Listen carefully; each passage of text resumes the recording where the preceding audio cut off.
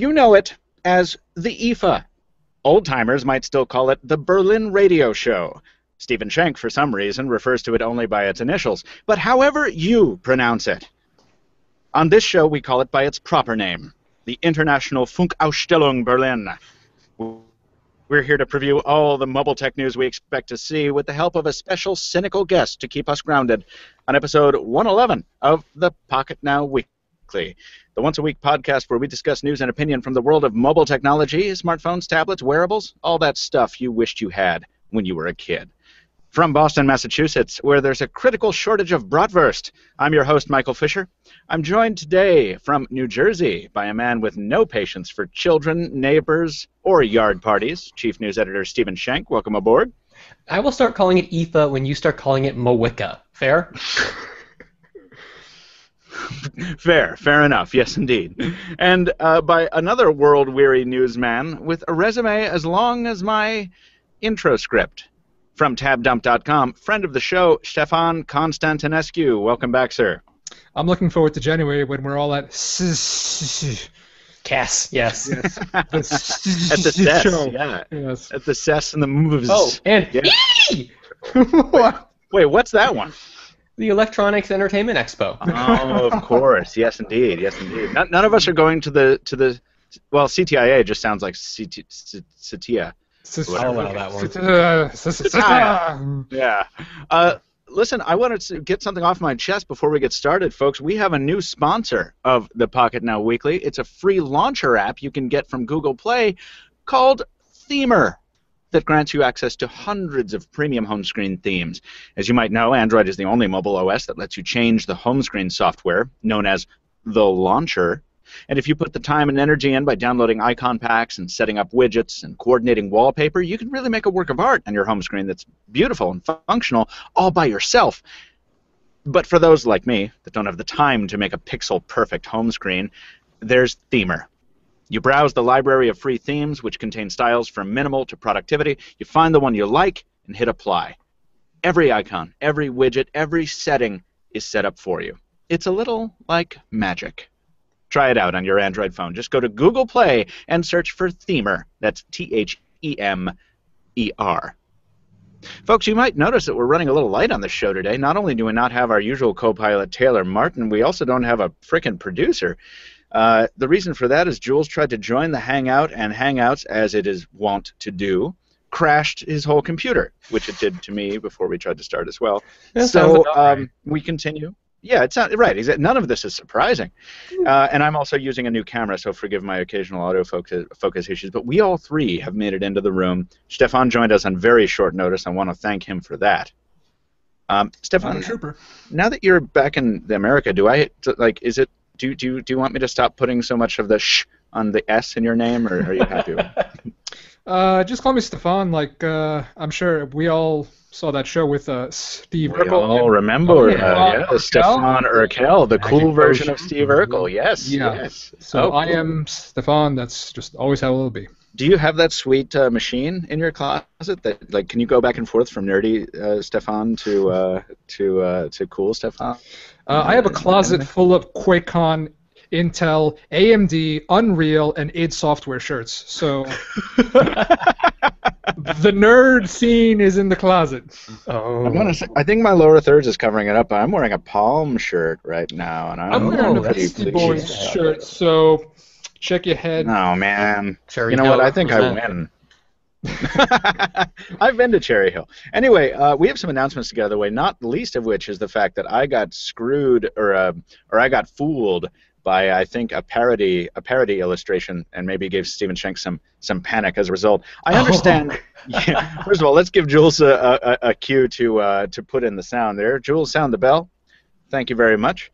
And Stephen, what is the story with the Apple announcements here? Actually, Stefan is the one who I can't stop doing it now. Stefan is the one who actually tipped me off to it while I was reading the rest of our rundown. We have Apple stuff coming out. What is it exactly? And do we know anything more than we did before? Anyone can answer. Well, Apple sent out its invitation to its event. We heard rumored it would be September 9th. The invitation says September 9th, but that's it. So there's no. Michael suggested there were some maybe hidden, maybe not so hidden teasers in here about the products that are on the menu. Yeah, I saw this like smartwatch illustration. I saw this like doodle that someone did up in Paintbrush that I should have known immediately was a parody. And so I'm looking at this thing. I was panicked and having a field.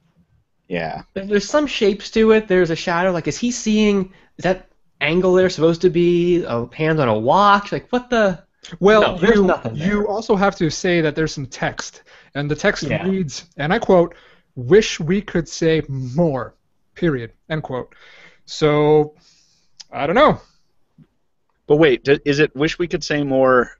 Isn't there anything else to it? Isn't there we don't have the time or something like that? Is there any else? It just says wish we could say more. That's it. Yeah. Oh, God. Which is funny. I think it was Ashley Escada at CNET tweeted about that and said it might as well. It's so passive aggressive. It might as well be Apple saying, "We can't hear you over the sound of how awesome we are," which I think is a pretty fair evaluation of the tone. Yeah. Of this. The other big news about this, of course, that Apple has finally forgiven Gizmodo from its iPhone 4 offense. Time heals all wounds.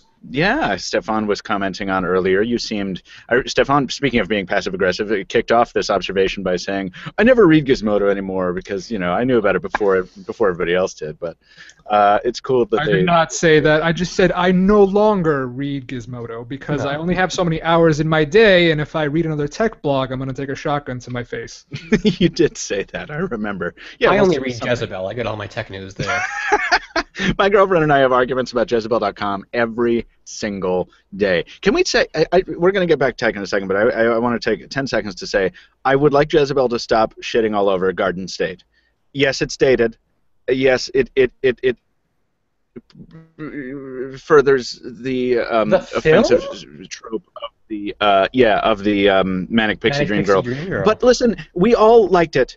Okay, we all liked it when it came out. And, I've never and seen if it. It's What? Well, I would say that you should see it, but now I don't know if that's. I don't know if the it. Gawker goons are going to come after me for saying it. Well, you should. Spoiler: somebody drowned somebody else in a bathtub. Listen, is that true? No. I'd believe it. I was like, wait a minute, I need to watch this movie again in that case. Be thinking, gentlemen, about our unofficial segment later where we recommend a tech-based movie to the audience, which I don't know why I haven't made it an official segment yet, but I want to. Let's move on to the rest of the announcements. We have an HTC One M8 for Windows review is live. I wrote that, and I liked it. The review have I didn't like the review really so much. I was really happy with the review. No, yeah. Stephen normally is able to take a pass at as our kind of de facto copy editor, so he's normally able to take a pass, but he was busy, so I put it up without his input, and it's worse as a result.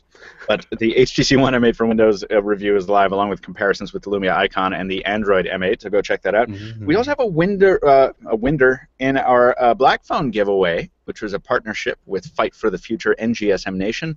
We don't yet know if that winner wants to be revealed because some of the entrants certainly value their privacy a lot, so we are waiting for word on that. But we wanted to let you know that a winner has been selected. Someone out there is getting a free Black. Yeah, exactly. And we have a new giveaway. Stefan last time was on the show was telling us about his TabDump giveaway, and someone already won that. And I think he got that winner received his Nexus 5 and Android Wear device, right? Do we know? I have absolutely no idea. I put you in charge of that. Yeah, I know. I just assumed. I should check that tracking number. Yeah, we should check that. But I do believe he's received it. It certainly went out. So he's received it. I'm sure he's very happy. And this is the Black Phone giveaway is now over. And I think for our final giveaway of the summer of giveaways, we have not officially announced this, so sneak preview. We have a device being put up for grabs, I think, on Monday. I'm not sure. Which will be a custom-branded LG G3 from the folks at D-Brand. And we asked them, we were like, hey, you guys do custom cases now, so why don't you just make up a custom case that you like? We don't need our logo on it. We don't need anything. And they've put something together that's really, really pretty. I like it. Yeah, I like it a lot. So it is a global giveaway, and the custom design that they came up with reflects that global status. So it's really cool. Moving on, next week's podcast will be old-timey style. We are not going to have a hangout next week, folks, and please pay attention because I know I'm going to get asked this a lot on Twitter. We've never missed a week with the Pocketnow Weekly, and that means a calendar week. So it may be slightly more than 7 days until the next show because we're going to record it on Saturday in Berlin. We're going to record it locally. We're not doing a hangout because our data speed is not going to be able to support it, but it's going to be Taylor and me and special guest Florence Ion. I don't know how to pronounce her last name, but Ion sounds really cool. From Ars Technica, she's going to be joining us, and it'll go up as soon as we are done, as soon as Jules is done editing it, rather. So stay tuned for that. Just be aware we won't have a hangout next week.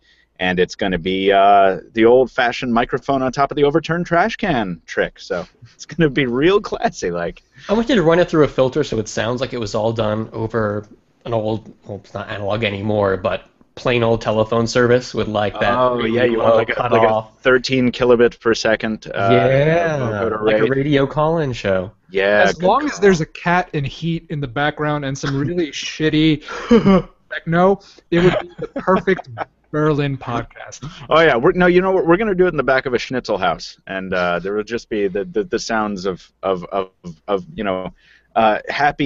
bratwurst consumers everywhere.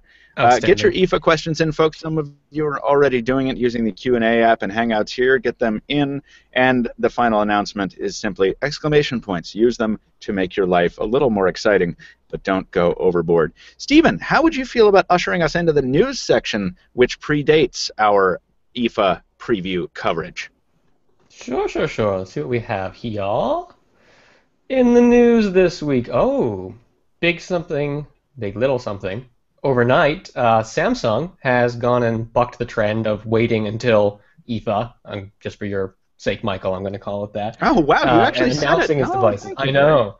And they went ahead and announced the Samsung Gear S smartwatch. This is the smartwatch that we had heard would be the Gear 3, so a little off on the name, but the details look like exactly what we were expecting. We have this rectangular display, a little, not quite the square we had before, stretched out. But most importantly, it's curved now. It's not quite Gear Fit looking, but it's up the same alley there. AMOLED screen, nice big rectangular home button, and maybe the other most important thing about this, 3G connectivity. This is a standalone smartwatch, the fabled Gear Solo, probably that's what the S in Gear S is. So this, you don't necessarily need to have your phone nearby to take advantage of it. So I'm really curious how this is all going to work with Samsung's apps. And actually, I am just getting caught up with this news myself. This is Android Wear, isn't it? Nope, no, it's Tizen. It's Tizen still? So it's relying on all of Samsung's apps that normally tie into the TouchWiz and all of its stuff on the phone. So I'm curious how that's going to work without the Bluetooth connectivity.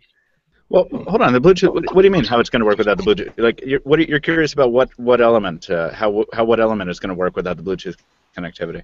Well, I have very limited experience with the Tizen-based Gear watches, but my understanding is that they're very directly tied into the apps on the phone, and this is one of the reasons why we haven't seen compatibility extend to non-Samsung models. So very much so, yeah. Might there be a problem if they don't have the phone to be turning to for data and whatnot?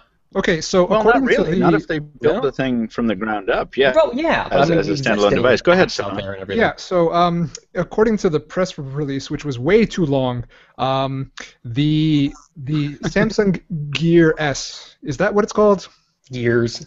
Yes. Yes, the Gear S. Samsung Gears, the 3G radio inside.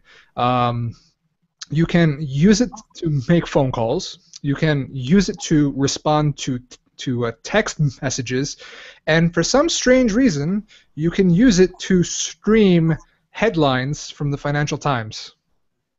Oh, well, no, okay, I mean, that so we're makes not sense. necessarily looking at full-featured autonomous. This is just like adding some stuff on to make the watch still functional when you don't have your phone nearby. Exactly. Oh, that seems to... Okay, if that's the tactic, then... Right, but I am so looking forward to trying this out, not just because it looks like exactly what we were told to expect, which is a Gear Fit that's been thickened, fed some terrible food over the course of a few years, but also because, first of all, I think it looks really good, and it looks like from this official render, it looks like you can still pop it out of the band if you want to and replace that band. I don't know if the press release went into detail on that or not, but anyway, aesthetics aside, this is what people have been saying, and in my opinion, kind of misinformed people, or people with, no, that's not misinformed, people with opinions that don't match my own, have been saying that this is what it's going to take for smartwatches to take off. They're going to have to be independent devices that don't need a smartphone nearby. I don't think that's the case, but it's going to be really fun to go out of my house for the first time with a smartwatch strapped to my wrist and no smartphone in my pocket, right? Yeah. And so it's... I'm down with that. I'm really excited to give this a try, and one of the reasons we have Stefan on the show is to ask for a more, I don't know, I keep saying cynical, but I don't know, what is it? Yes, indeed, a more grounded opinion. Okay. What is your view on this, Stefan? So the Tizen watches that have already been released, and I've reviewed 2 of them, without 3G, they can last 48 hours on a good charge. So having an extra 3G always-on radio, I'm very concerned about how that will work. I'm also concerned with how AT&T/Verizon/whatever, how they're going to charge you for that. Will you have to pay an extra $20 a month just to be able to have a watch that can send texts? I mean, that's kind of silly. Or I want to talk about that. That's a good point, Stefan. Yeah. What about the converse? What if this actually takes off in the way that we hypothesized a year or 2 ago, where people actually just go in and they want to buy a watch, they don't want a phone? So I mean, could you get a smartwatch on, say, a $15 or $20 a month AT&T plan and have that be your mobile device? Well, that's what the plans don't exist yet, but I mean, what kind of plans can we expect, right? Yeah. Well, we'll find out in October, really. I can't predict any of this because I remember when operators used to subsidize tablets, and that went absolutely nowhere. So. Yeah, I had these same concerns when tablets were first getting cellular connectivity and wondering, are people going to put up with paying full phone plans to get the service? And we've seen some data options that are more affordable than the phone ones out there, but I feel with a smartwatch, we're really going to have to lower the bar, and like Michael said, like $10, $15 a month. That people might put up with, but beyond that, I don't think it'll be an easy sell. Yeah, I don't think it's going to be either. I think this is just another. We have a piece of mail I think we're going to read later that encapsulates the issues with this approach pretty succinctly. So we have other watches to discuss. So we'll move on. I want to say that I'm very much looking forward to this. We have a request in to our friends at GSM Nation to snag us one of these if they can. Are we looking at this is available at a variety of retailers come August. So we're obviously going to see the announcement here on September 4. But is this just Rithvik not getting the month right, or what? Or does the press release say August? That's a good question. Yeah, I don't know, because like if this thing's available, tomorrow, I'm gonna pre-order it because. What are we talking about? Because I had just read something in the side of my screen. Oh, no problem. They're still talking about the Gear S. I'm still wondering about the availability here. October. Yeah. Okay. All right. We're gonna have to change that there. All right. Well, that'll work out nicely. I'm looking at the specs here. Battery only 300 milliamp hours still. They didn't even put a slightly larger one in for. Jeez. Is that version. The same rating as one of the existing ones? Is that what's in the Gear Live? I can't remember if the Gear Live. I remember the Gear Live had. Or the G Watch. One was 300, one was 400. The G Watch had a bigger battery. Okay, then it was 300. Yeah, the G Watch had the bigger one, I think, and the Gear Live is the 300, so it's basically the same damn thing. But they're still saying 2 days. Go, Samsung. No, I mean, that's very optimistic of them. Yeah, I know, but you know what? On that HTC One M8 for Windows, they were citing something like, what was it, about 5 months of standby time? And, I never trust manufacturers. It comes charged. There's no micro USB port. You get to keep the phone for the next couple of years. Interestingly and annoyingly enough, I went on a trip this weekend. I left my Gear Live charging cradle back where I went to by accident. So my Gear Live is sitting useless on a counter. I'm using the Martian smartwatch, and this is the watch I'm going to have for IFA. This is going to be my IFA smartwatch. So because I left the charger. So please, manufacturers, if you can, standardize these smartwatch ports. Maybe make a tiny little thing. It would be great. And so, or wireless charging. How long before? Yeah, wireless charging is going to be great. I feel like it'll be like the European conglomerate government that will finally step in and say, nah, you smartwatch guys have to decide on some standardized charging interface so we cut down on all this electronics waste, much like they did with smartphones. Not that it did much good for Apple, but Yeah, there's I have like a sort of beef with that because I really like the idea of taking a micro USB cord that I have anyway for my phone and being able to plug that into my smartwatch. But I guess we have to wait for that new standard to come around. Another thing we're going to talk about in listener mail. I was going to say, well, Martian does it, but not really, or in a way that's compatible with standard cables. Yeah, the Martian smartwatch has a port on it that requires a USB cable that's roughly, what, about 3.5 inches long?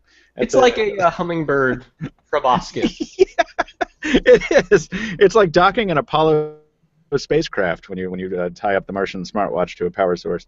We have this story, and I don't want to talk about it, but just to button up this Gear S topic, Samsung is also taking the occasion to pimp its ecosystem around its wearables. It is citing is this right?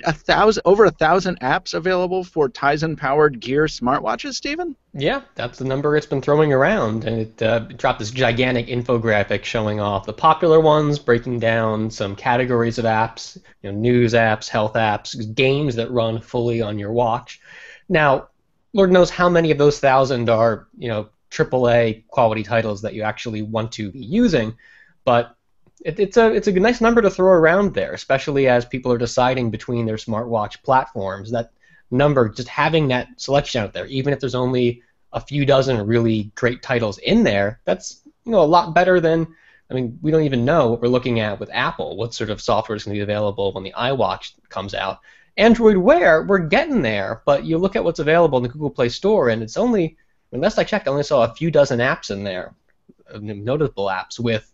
Yeah, and annoyingly, in that in the Android Wear section, they don't show watch faces either. Like, so you kind of look at that lineup and you're like, oh, this is pretty weak. But when you just search for Android Wear watch face, there are hundreds and hundreds that pop up. So I think they could do a better job at kind of creating a marketplace on the Android Wear side. But I was surprised to hear 1,000 apps. Did you want to say something, Stefan, about this? Just a friendly reminder that Samsung Tizen smartwatches only work with Samsung phones. So if you have an HTC or a Motorola or a Nexus, you're screwed anyway. So TFB. Very, very, very good point. And that is, I do forget it, actually. That's a really important reminder because I occasionally catch myself getting all excited. I'll go on, eBay or Swappa or whatever like that, and I'm like, oh, I want to get a Gear Fit. I want to get a Gear 2. I'd never say I want to get a Gear 2, but I want to get a Gear Fit. I want to use that for a couple of days, and then I'm like, oh, I have to carry a Samsung device with it. I don't want to do that right now because it's broken. Exactly. So I will be sticking to other devices like Android Wear devices like this G-Watch R. The coolest brand name I've ever heard for a smartwatch, huh? Go Watcher. So this got announced last night at about 10 p.m., and it was either immediately before or immediately after the Samsung thing. So LG and Samsung were obviously having a dirt-kicking contest to try and bury each other's news here. I wonder how much of this was planned and how much responding to the other one. Okay, so it was the G-Watch first, and then like less than half an hour after that, it was the Samsung Gears. Oh, really? Okay, Yeah. so it was the G-Watch beat him to. All right. Yeah, because I remember getting in my email box, it was like 10:30 at night. I'm cutting together a comparison, and I get an email from Samsung PR. I'm like, what's going on? Oh, something must have happened. And then we found out that we were mistakenly, and I'm not saying this with any, there's no lie. We were just mistakenly omitted from the initial list. So 2 smartwatches drop on our faces. In the middle of me cutting together this other video, and I'm like, oh my god. So it was just today that I got caught up on this. This G-Watch R, despite having a weird brand name. Questions about this guy. Yeah, well, LG is calling it the first, what, Stephen? The world's first smartwatch with a fully round plastic OLED display. Unlike the Moto 360, we don't have that little sliver of non-screen at the bottom there. Samsung has managed to do the full circle here. LG has managed. Yeah. LG. I don't think it's a big deal, but I don't think it's a big deal either. But apparently we're in the minority because people were just complaining up and down about that sliver taken out of the 360. So. I mean, I can see it from the extent that you're dropping $250 on this. You want it to be capital P perfect, but. I don't know. I guess we'll see. We're going to have to do a direct comparison, right? What I can't tell about this G-Watch R, and what's been bugging me for a while, I mean, we saw there was an early teaser, then another teaser before LG finally announced this thing. We've been seeing pretty much the same watch face on this. First, we've seen some differences in these dials that live behind the watch hands, showing things like battery capacity left. And so it was. At first, I was wondering, is this actually a smartwatch? Because it looks so much like an actual watch. But no, this is clearly a display here. And when they announced it, they confirmed, yes, it's Android Wear. Yes, it has this I don't know if it's OLED or LCD screen on there. I wonder, though, if that bezel around the side that has, like, so there's an arrow up top, and then it has a 15, 30, 45 for the minutes along the edge. I'm not sure if that's the screen or if that's a physical bezel there. It's never going to go away. The problem is, it's just a render. We haven't seen any hands-on photos of this thing yet, because as far as we know, the LG Gear, I'm sorry, the LG Watch R. LG G Watch R. LG G Watch R. It's just a prototype that exists in some guy's Photoshop PSD file. So. Well, yeah, we don't have anything. Fourth quarter is the only availability LG's given for this guy yet. In select markets, whatever the hell that means. I bet you we're going to see this thing sooner rather than later. I will bet you a Kit Kat bar, and not much else, because I don't know how confident I am in that. But I just have a feeling that we'll see this sooner rather than later. But it is odd that we only see renders at this point, and it's odd that it's only being advertised with what is this, calfskin leather band. I forgot what with an artisanal elegance is how LG is putting it. It looks super easy. I'm not a giant fan of. It does actually, yeah, and I'm pleased about that. And also, I have been waiting for an LG smartwatch with a round screen since I used the G3 with that quick circle case. LG knows how to make software that looks really good in a circular form factor. The plastic screen, the specific technology it uses is called plastic OLED. It's the same stuff in the LG G Flex. Oh, that's what the P is for. I was thinking this was passive OLED and thought that's an awful idea. Oh, God, no, yeah. Yeah, it is the same technology as in the G Flex, but at the same time, I would expect that they have honed it a little bit. Absolutely, and, yeah. And you're not going to be warping this thing. I was just going to say, the fact that it's not curved as it is in the G Flex will no doubt help LG not duplicate some of the ghosting errors that Taylor Martin is fond of bringing up every time he comes on the show to just diss my G Flex.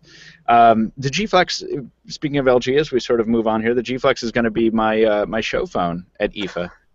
You want to stand out, don't you? I do want to stand out. I mean, I have a Martian notifier and a G Flex. It is a great phone, and it has importantly, it has a big ass battery, and that's what I need for a trade show. I have to make sure it's unlocked first. But anyway, let's move on. Is that the last of the smartwatches or no? There's a smartwatch we're missing here, isn't there? Well, there's one in the IFA section, but isn't there?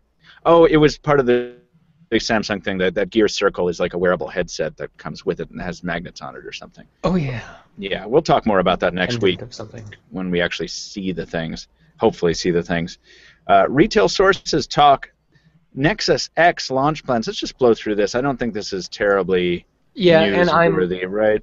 I don't know how much to trust about this. So it was a couple different sources talking about this. The first one doesn't seem very reliable. It's just we saw a listing. There were 2 listings this week on this website from a retailer based out of France, revealing a few details about the Moto X. It's the same sort of stuff we've been hearing before. Although this one did mention the 5.2-inch screen, which I know some sources have been going back and forth, 5.9, 5.2, but I'm not placing any faith in this. The other half is a little more interesting, where supposedly Best Buy employees in the U.S. had been told to keep their calendars free for some period in October.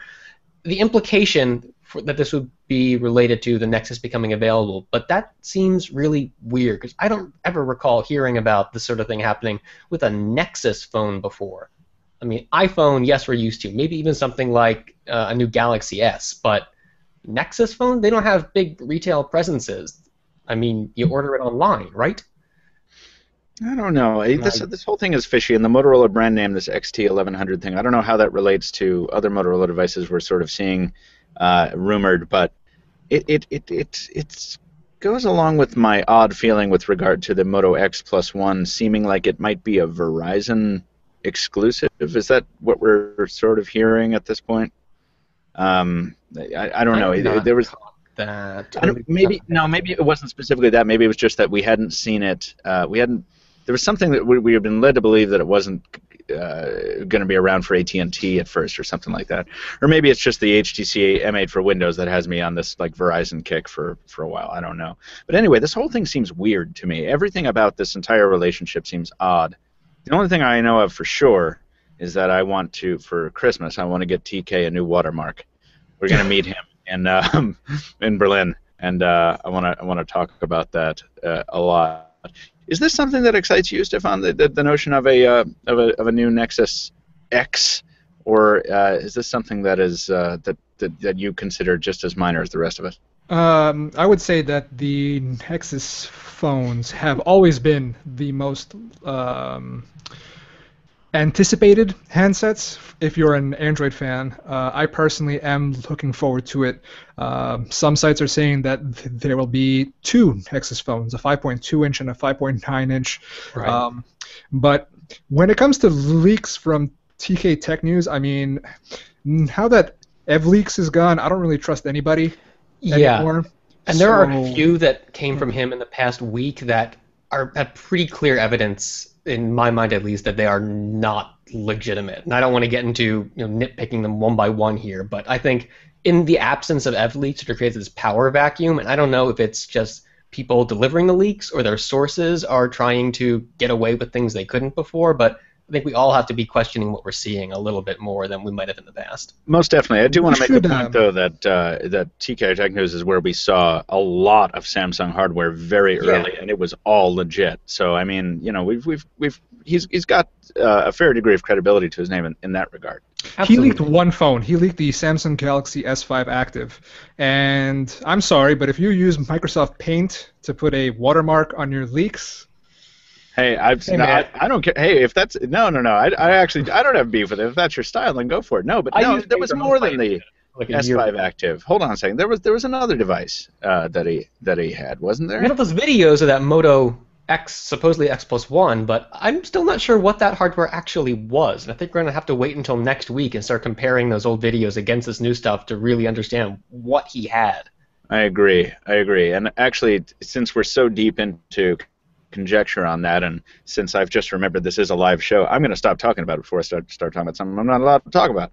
So, Moto G2, this is watermarked by another leaker. This is or another site. What is this? Hello Moto HK. Hong Kong. Yeah, and the Facebook account's been leaking stuff like crazy. Yeah. Now these look totally believable in terms of Moto G-like hardware. And what can we learn from this? Nothing terribly surprising, right? Front-firing speakers, 8-megapixel main camera. At least some dual SIM option out there. Right. Changeable backplates once again. Like the first one. Okay, so I have a Moto G, and I love the phone a lot. But the thing that kills me about this quote-unquote successor, it's essentially the exact same phone, but with a 5-inch screen. Yeah. And I need 2 gigs of RAM, or at least 1.5, because 1 is not enough. It's just not anymore. Android apps are like quitting out, and switching apps is a pain in the ass. It's not. Are we seeing RAM figures thrown around here? Well, I'm hearing 1. Just 1 gigabyte of RAM, which wouldn't surprise me if it's priced appropriately, which is probably going to be sub 200. Yeah, but they're saying this one's going to be a lot more expensive than the first one. How much RAM did the original Moto G have? 1 gig? Yeah, 1 gig. And the 5-inch display is not just 5-inch, it's 720p as well, which would be an interesting thing. Now, we have to remember that Moto G launched when it was just Moto X and Moto G, and that Moto G was the low end. Now that we have a Moto E in the picture, I think Motorola probably doesn't feel as much pressure to exert a downward, a bit of downward price pressure on the thing. So maybe we will see it blossom more into a mid-range thing, which would... I'm happy to see front-facing speakers, and I'm also interested to see that this is probably going to drop on the same day as the Moto X+1 and Moto 360, which that's good. We've Last seen year, this. We didn't get the Moto G till November or something like that. It was quite a few months after the. Yeah, it was a while after the Moto X, right? And I wonder, Yeah. I mean, we've seen this sort of last gasp of this independent company thing before. Remember Nokia right before Microsoft acquired them? Nokia was like, Nokia hey, X. here's 5 phones all at once. Android. You know? Oh, yeah. And then the Nokia X. Like, I love that. I think there's some really interesting stuff that happens right before a company's acquisition is completed where it's like, well, here's everything we had in the pipeline. Not sure if any of it works, but here it is. Floodgates open. Yeah, which is, fun, but it is not a sustainable source of fun because, of course, we're going to run out of companies someday. I guess pulled up the pricing rumor I saw earlier. It was a European retailer supposedly was listing it for €250, which almost guarantees at $250 minimum in the U.S. So hot dang. All right. We're Whatever. going to find out if all of this is true or not on September 4th, right? Yeah, Chicago. Yeah. Yeah. Are you going, Stefan? No. Why would I go to a tech event? Like, You, Go for the pizza. I was gonna say you surely you want to sample Uno's Chicago Grill, no? the best pizza is in New York, not Chicago. That is a very good point. Fighting And words. yeah, if I want to play with a phone, there are these things called phone stores where I live, and I can just go there whenever I have my own free time. And I have been to these tech events, and trust me, you do not want to be in a room with 50 guys, all of them holding like a really huge camera, elbowing each other like, I want a hands-on, I want a hands-on, I want a hands-on. That's why you make friends. That's why you get the little eye contact thing where you're like you see them with the phone, they look up for a hot second, you're like, and then they're like, Close quarters make close friends. Yeah, no, that's great times. I will trust when on you're you specially mingled, for you your are hands-on videos. partners for life. No, don't worry. Yes, Pocketnow.com. Other uninteresting Motorola stuff. The Moto Luge, the lamest name I've ever heard. Code names are so dumb, aren't they? It's cool when code names turn into brand names when they're cool enough. But it's not the Moto Luge, I think. It's just the Luge. The Moto part we lost. But yeah. Oh, really? So it's just Luge? This is The Loogie. I don't know when we're talking about this. It's a 2-year-old phone. This is the Razer But we M. were just talking about it. The Razer M that we love so much. Yeah. Do we? I mean, hey, that's fun. That's exciting. We did. We formerly loved it. We don't love seeing it again necessarily.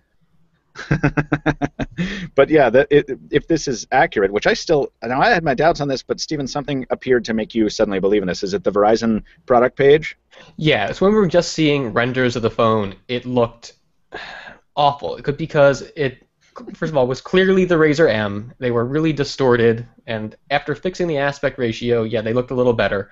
But I noticed up in the top of the status bar, the time did not match the time on the clock widget, yet the status bar time did match the original Razer M renders from 2 years ago. So it's like they took that and they just pasted on a new middle of the screen there. So it looked really fake. But then we see this leak of a Verizon, it was the box or like a promo poster from the store, but that looked super legit. I have no questions in my mind that is not the real deal. And it shows the same sort of hacked together render. So I just think Verizon did not spend too much time on this, seeing as it's a 2-year-old phone. I mean, why bother? 2-year-old phone for the prepaid market. It looks real. Motorola Luge. Verizon prepaid. Motorola Luge. Luge. Yeah. Okay. All right. Let's not talk about that anymore. That's fine. We'll look forward to probably never covering that. But all right. And then ending up the news segment, we have Huawei coming out of nowhere to throw some shade at everyone. I love Fucking this. smack. What a great headline. Huawei says Tizen has no chance to be successful. This is awesome. And it's awesome because it's like we forget how big Huawei is, but from the perspective of somebody in the United States, where we hear from Huawei officially like maybe once a year, and it's a phone that isn't sold on any carrier, so they're really low profile in America. To have this player like show up and be like, hey, all y'all are doomed. And this ain't just like they're saying we don't like the look of Tizen, this seems like a bad idea. They're saying we really looked into this. We sat down and investigated how plausible this might be as a platform we want to commit to, and crunched the numbers, and there's no way this is going to work. So putting all the more weight behind this statement that Tizen is a non-starter. But it's weird because they mentioned that carriers have been asking for Tizen phones. So, I mean, I don't know if that implies there's consumer interest that has then trickled up through the carriers to the manufacturers, but someone's asking for them. Huawei just doesn't want to be the guy making them. Yeah, it's fascinating. Actually, the more interesting portion of this is Huawei's comments on Windows Phone, which Huawei, as you noted, Stephen, in your story, has dabbled with in the past. They're a little more kind toward this platform, saying Windows Phone at least has the possibility for success, albeit difficult to achieve. He explains that it's never been a moneymaker for Huawei, so the company is putting any further Windows Phone efforts on hold. That's sad. That's interesting. What it would have, or how bad things would have to be to not make money on Windows Phone. I don't know how true it is, but I remember those rumors going around not too long ago that Microsoft was basically giving Windows Phone away to anyone who would put it on their hardware. So if you can't make money, right? Not to mention, yeah, you have the new the eased requirements too, where you don't have to make special hardware for it, as HTC has just demonstrated. They could take an Ascend or whatever and throw Windows Phone on it and just sell it separately. So I feel like that they may reverse themselves on this depending on how well Windows Phone is adopted. Now, Stefan often has strong feelings on Windows Phone in his the Voicemail podcast. Mm-hmm. And what do you think, Stefan? What about with Windows Phone now having eased those requirements, and now with manufacturers able to basically put it on any phone that meets pretty easy requirements to meet, do you see Windows Phone's market share trend reversing anytime soon? Okay, well, let's tackle this question separately, especially because Huawei's bread and butter is the Chinese smartphone market. And in China, there are like 1,000 app stores, and they all run on Android. So you can't sideload a Chinese Android app store on a Windows Phone for obvious reasons. Right. And if you're trying to sell a Windows Phone outside of China, the only reason you're creating a Windows Phone is to compete on price. But if you're Huawei, you're already competing on price compared to Samsung and HTC and everyone else. Yeah. So what's the incentive? Also, if you're Huawei, you can customize your Android skin to appear a little bit different compared to a Samsung phone or an HTC phone versus Windows Phone, where, okay, all the phones look exactly the same software-wise, and you pick based on hardware and price. So, I mean, I like that Microsoft is trying to get Windows Phone somewhere, but the latest numbers actually show that its market share is shrinking from like 3.2% to like, what was it, 2.5 or something like that. So friends buy what their friends have. Oh man, I got this new phone. It's a Samsung. It's really cool. Why would you buy a Windows Phone? Just to stand out? I mean... But that drop, I think, is this very recent thing. I mean, in the past year. It is, yeah. And, I mean, there have been some okay devices, but I feel like going back pretty much all of 2014 now, we haven't seen any real Windows Phone showstoppers. Nothing like, the 1020 in years past. Maybe the One M8 is the phone that will help turn things around, but I just think there hasn't been really compelling new phones to draw people in. It doesn't explain why they're losing users, but that's another question. Yeah, well, mainly though, I think the bigger news was the collapse in growth. Like the growth was not matching up with growth of years previous, and I think that is, Stephen, you're right, directly attributable to the lack of new hardware relative to years past, and that's because we've had this distraction of the Microsoft Nokia acquisition. I think, despite the Nokia's kind of last gasp at the end there, but I think once we get new hardware in the thing, that those growth trends will reverse. But we'll have to see, of course. But I'm not as pessimistic as some other people are being like, this is the time right now to run editorials on, is this finally the death of Windows Phone? It's like, no, probably not. So long as Microsoft I don't think money on anything else, Windows Phone is not going away. Right. Yeah, exactly. I remember when the Xbox came out and everybody made fun of Microsoft. Who the hell are these people? They're not Sony, they're not Nintendo, they don't know anything. And now, well, okay, that's a bad example because the PlayStation 4 is kicking the Xbox One's ass, but the Xbox 360 at the time was the game system to own. And as he even said Microsoft has a lot of cash, so they're going to ride this one out, hopefully. Yeah. Indeed. I think it's about time that we started talking about IFA, and I want to make a point here that we are.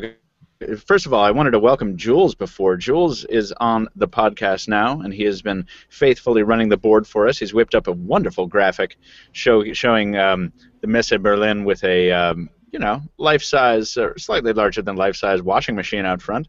And of course, the IFA is the place for a lot of appliances alongside the consumer technology that we cover. So we're looking forward to walking through novelty dryers and toaster ovens and blenders and all that kind of thing. It's going to be an awful lot of fun. So I figure what we do, Stephen has whipped up an excellent post on exactly what to expect from IFA. And while I included separate links in the rundown based on manufacturer, I think we should cover, we should just use Stephen's post as a template for everything we're looking forward to seeing. How does that sound to you, Stephen? Rock sauce. Rock sauce, indeed. Just to thin the herd a little bit on the Q&A here before we get into this, I want to say Orangey456 asks, since IFA is coming up, are you guys going to do a What's in My Bag editorial? Because I've found them interesting. Yes, we are. I'm writing that tomorrow, in fact. Yeah. Yeah. Lubricant and roofies. Lubricant? What do you think I am, some kind of rookie? So yeah, that's we would look for that tomorrow. That's going to be a really good time. Will you have a look at the Yota Phone 2014 when and if it's released? Absolutely. Dushyant, our friend Shri.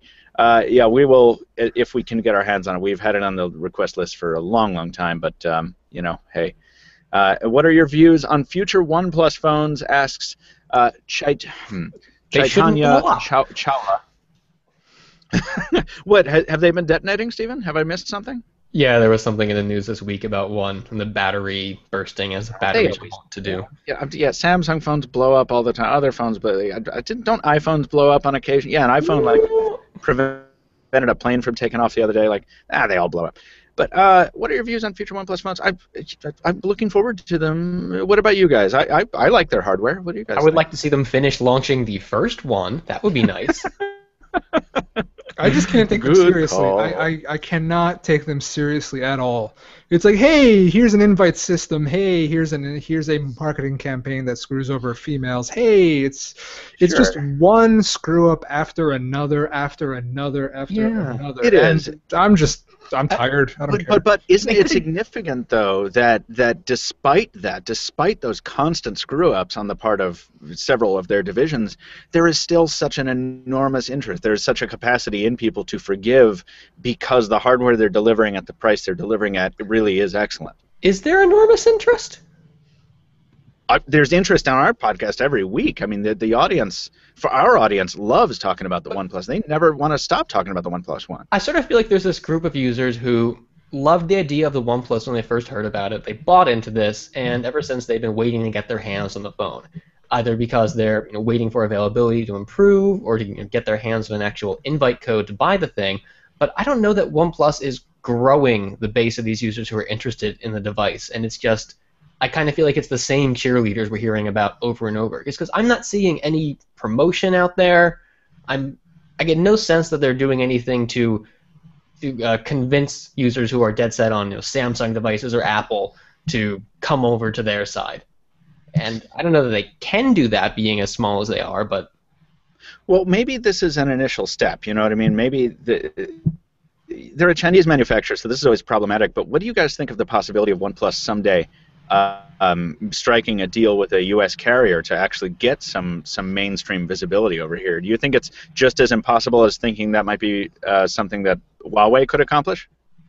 I say harder for OnePlus.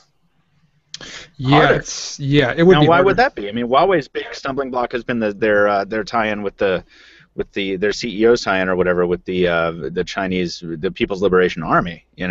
I just don't think that OnePlus is going to be able to convince any of at least the four big carriers in the States that this will be in their interest to add this to their lineup, because seriously, you can't see at some trade show like somebody from OnePlus coming up to John Leisure John Ledger's in the middle of one of his sweaty, like profanity-laced tirades, and saying, "You want to carry our phone?" And John Ledger going, "F yeah!" and then choking a bunny rabbit or something. I mean, I think it's totally possible. I want to see that happen. Okay, well, I think if you want to sell a phone in the United States, carriers usually have to send a very thick textbook with operator requirements to handset makers, and I don't think OnePlus has the engineers, has the resources available to comply with every single, please install the T-Mobile app, please install the Sprint NFL app, please install Verizon, whatever the hell it's called, navigation app. So, wait, you're saying that OnePlus doesn't have the capacity to have like a dude throw on some bloatware and send the thing out the door?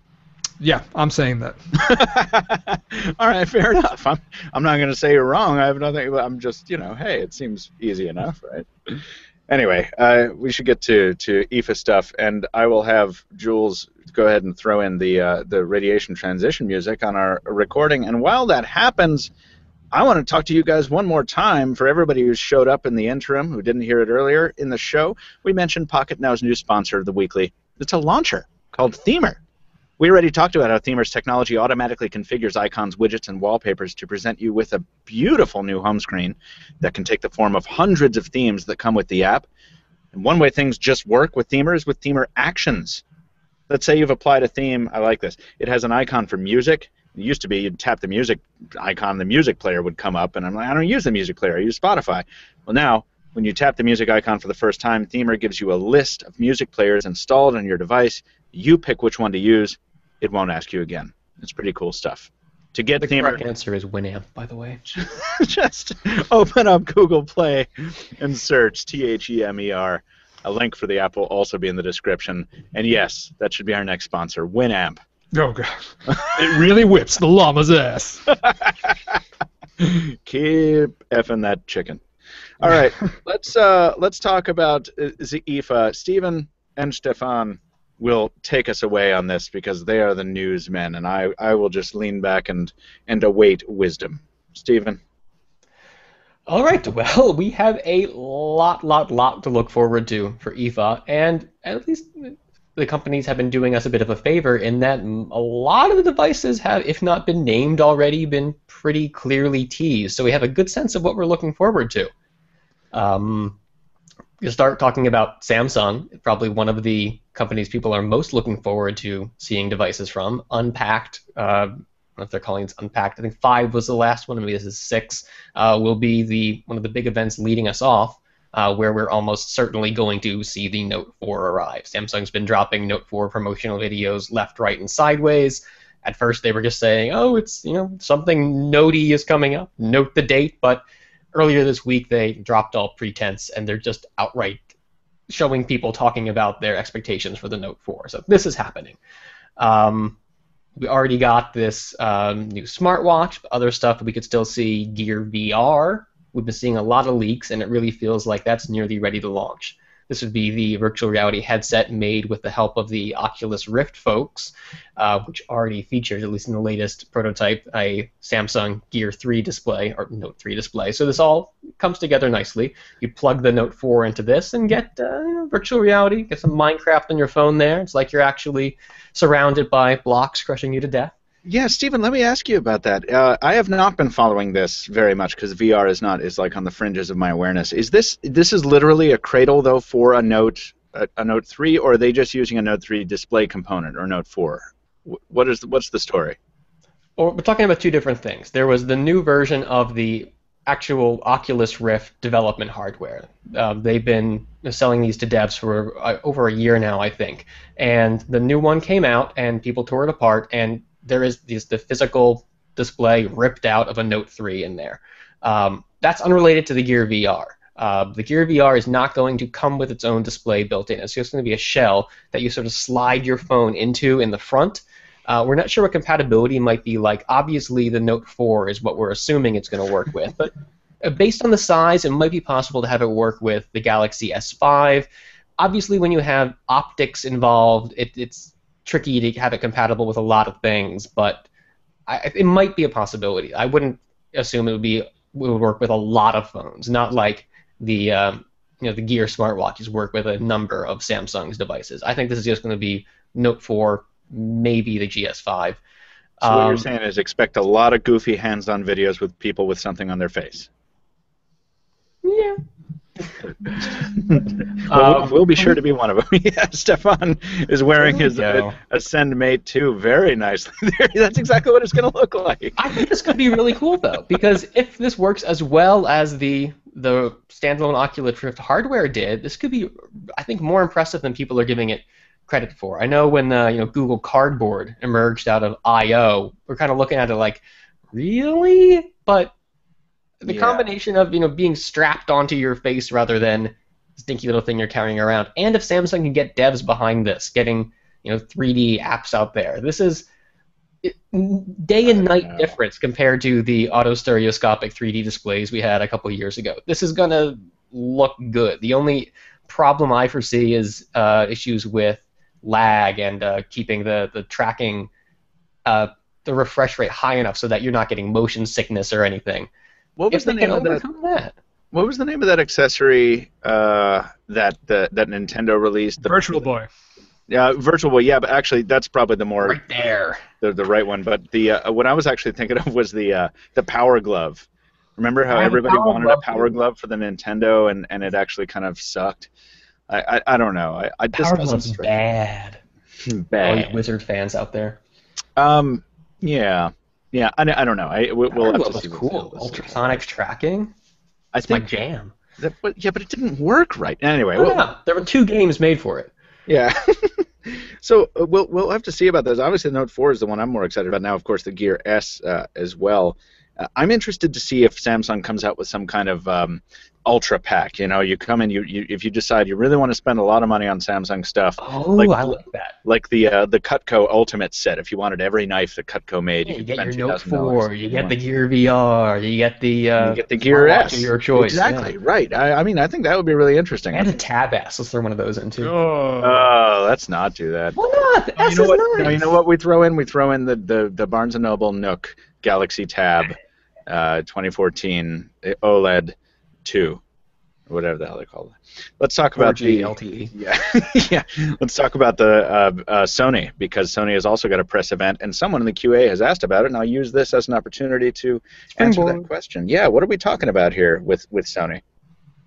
A couple of things from Sony. In fact, we just got a new teaser today that really helps solidify what we're looking forward to. So 3 big devices coming from Sony. We're looking at the Xperia Z3, Xperia Z3 Compact, after skipping the Z2 Compact, and a new tablet, the Xperia Z3 Tablet Compact. I think I got those words in the right order, which would be a lot smaller. I don't know if we've heard the precise size, but I'm thinking 7 or 8 inches, a big difference from the 10.1s that we've gotten in the past. But the same sort of super slim build. In the latest teaser, Sony dropped the number 7mm. We don't know which device that's referring to, maybe all of them, but 7mm really is what they're tossing around for thickness, did you say? 7 or at least one of them.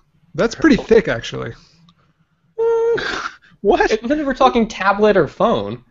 Well, the tablet. In what world is 7mm thick? Like, I've got this. That M8 is like 9mm. I mean, okay, but isn't the Tab S like 5.4 or something? The Samsung, the Galaxy Tab S? Yes. I don't know. We should look that up right now, because I don't know. Comparison: the Xperia Tablet Z was 7mm thick, so it's not exactly an improvement, but this is what Sony's been doing in the past for its tablets. Yeah, but still, like, all right. So if that's exactly what I think of when I think of Xperia, I think of the Tablet Z, which I reviewed, and then the Xperia Tablet Z. The brand names are very confusing. Yes. And I just remember holding that thing and feeling like I was holding a window pane. It was so thin relative to its display area. So yes, if they shrink it down to 7, it'll feel relatively thicker. Right? Yeah. That's a good point. But it's still, I'm looking forward to that. I'm much more looking forward to the Z3 Compact to see if they've managed to slim that down a bit. Do we remember what the measurements were on the Z? What was it? The Z1 Compact? Okay, so the first Z1 Compact, I remember this because as soon as I saw that press release, I was like, I'm going to buy this phone. And then I checked the specs, and it's roughly the same size as a Moto G. And the problem in terms of thickness, length, and width. Yeah. And the problem is it only had a 4.3-inch screen, which I'd rather have the 4.5-inch in the G. So the rumors I heard said that the Z3 Compact would have a 4.6-inch screen, which certainly is compact. In 4.6. Yeah. What a strange position to stop at. Like, I haven't heard of it. 4.6. Yeah. Now, I've been using the Moto X as one of my daily drivers for a long time, and that has a 4.7-inch screen, and it does not feel cramped. And I remember the 4.3-inch panel on the Z1 Compact feeling a little tight at points, especially when I was typing. I think that was the main thing. Jules has thrown some specs on the screen for us, indicating that it was 9.5 millimeters thick. Yeah, that was the thing. Like, it made the Z1 Compact easier to hold, but it did feel a little like a chunky monkey. So I would like a thinner version of that. This is the thing that I'm most looking forward to seeing. I think their compact line is one of Sony's coolest standouts, in that they are the one manufacturer that said, let's take high-end specs, put them in a smaller footprint, and not compromise on pretty much anything else. And that's just terrific. Yeah, the Z3, but the Z3 Compact, I think, putting those top-tier specs in a smaller package is going to get a lot more attention than their new full-fledged flagship. Agreed. It's just really wild, because the Z2 is like half a year old, and we're already talking about, we're going to see the Z3 at IFA. Like, I kind of feel bad for Z2 owners.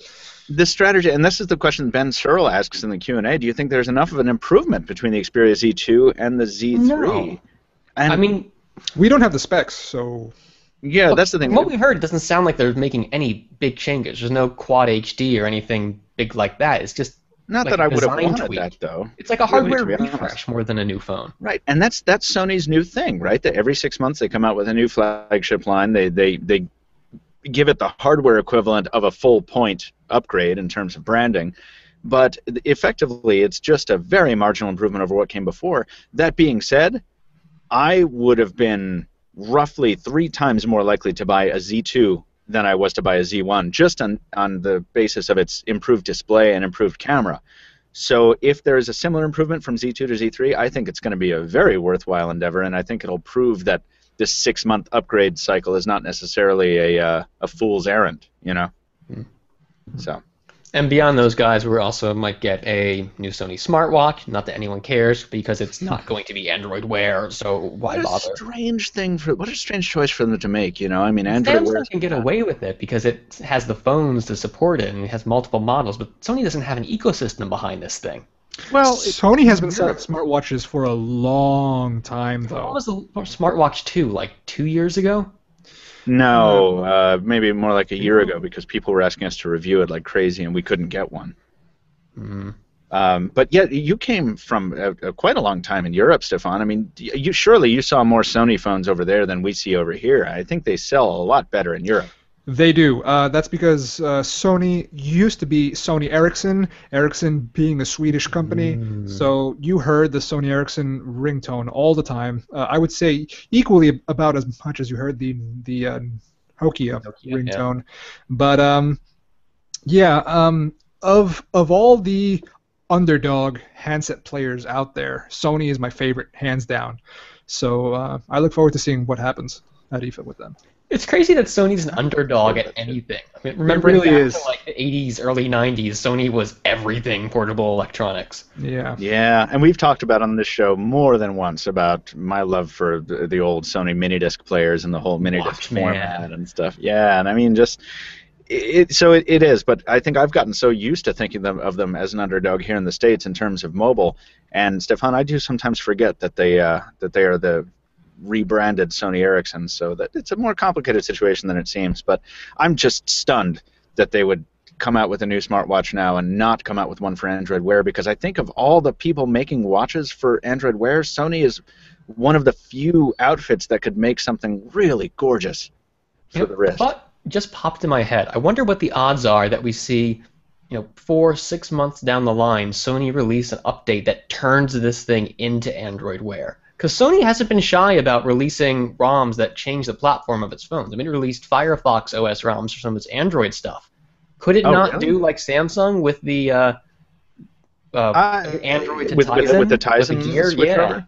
Yeah, but Samsung is like heavily behind Tizen. I'm not sure what Sony's relationship with kind of the stock Android thing is. Then again, they did release the Z Ultra as a Google Play Edition device, so there are, indications at least that relationship is warm, if not hot.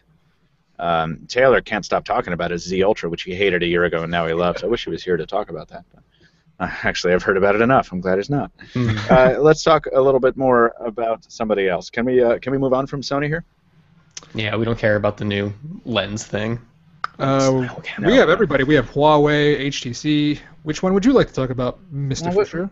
Who's next on the list? Is it ASUS that's coming down the pipe? Because we just started talking about the smartwatch, so ASUS might be bringing a watch that they're ably teasing. I watched this video on my walk back from my BLT at lunch, and it made me I want a BLT now. A little jazzy about the loins. What is the story with the ZenWatch? Yeah, we have a name. This is the ZenWatch. It's presumably an Android Wear watch. I don't know if they actually said that, but we've been hearing this is going to be like the ASUS does budget device as well. This is going to be the Nexus 7 of the Android Wear community. It could be a lot cheaper than what we've had now. The low end of what we've heard is as cheap as $100, which, I mean, practically no barrier for entry. If someone's just curious about smartwatches, this would be a great one to try out. We haven't seen the full, like a very complete render yet, but the peaks we've got in the teasers, I kind of like the design. It doesn't look as bulky as something like the LG G Watch, and if the price is right, I think this one could be a big hit. It appears to be quite curvaceous, and it has a very slim... I don't want to say it has a slim bezel, because I'm sure they're using some hardware trick to obscure the actual bezel and just create a secondary bezel right at the edge. But it looks very, very unique. I feel like smartwatches are doing one of two things, right? They're either doing a totally round display, or they're doing a totally square display, or they're doing three things. A curved square display, meaning curved adhering to the wrist, which I think is very cool. But this looks to be something like a flat display, but nestled in a more gently curved, a curved device with wide radius corners. I keep thinking about, Samsung was saying, when I guess it was the Galaxy S3, where they wanted a design inspired by like a pebble in a stream. Oh, totally. Yes, this looks like the smartwatch that should have come with the Galaxy S3. You're right. Yeah. Or the Motorola Pebble. We've all watched the same 30-second render video, and I can't see shit. So you have very good imaginations, and I salute you for that. I salute you for that, because I'm going to wait a week until I see the hands-on video at Pocketnow.com. And because right now, all I see is square, circle, Android. And I think LG needs to hire Stefan with us. To do its it's like the typical macro flybys of a render device and such. And oh god, I'm looking forward to J.K. Shin absolutely losing his shit on stage, because he's hysterical, like, oh, Android Wear, $199, and he starts screaming and foaming at the mouth, and the live blogs are going crazy.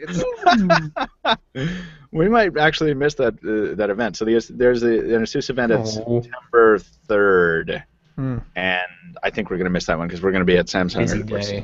Yeah, it is. They're all going to be busy days. So, and then maybe we might see that Padphone X Mini. I understand, or that's just speculation on our part. But yeah, we saw that FCC.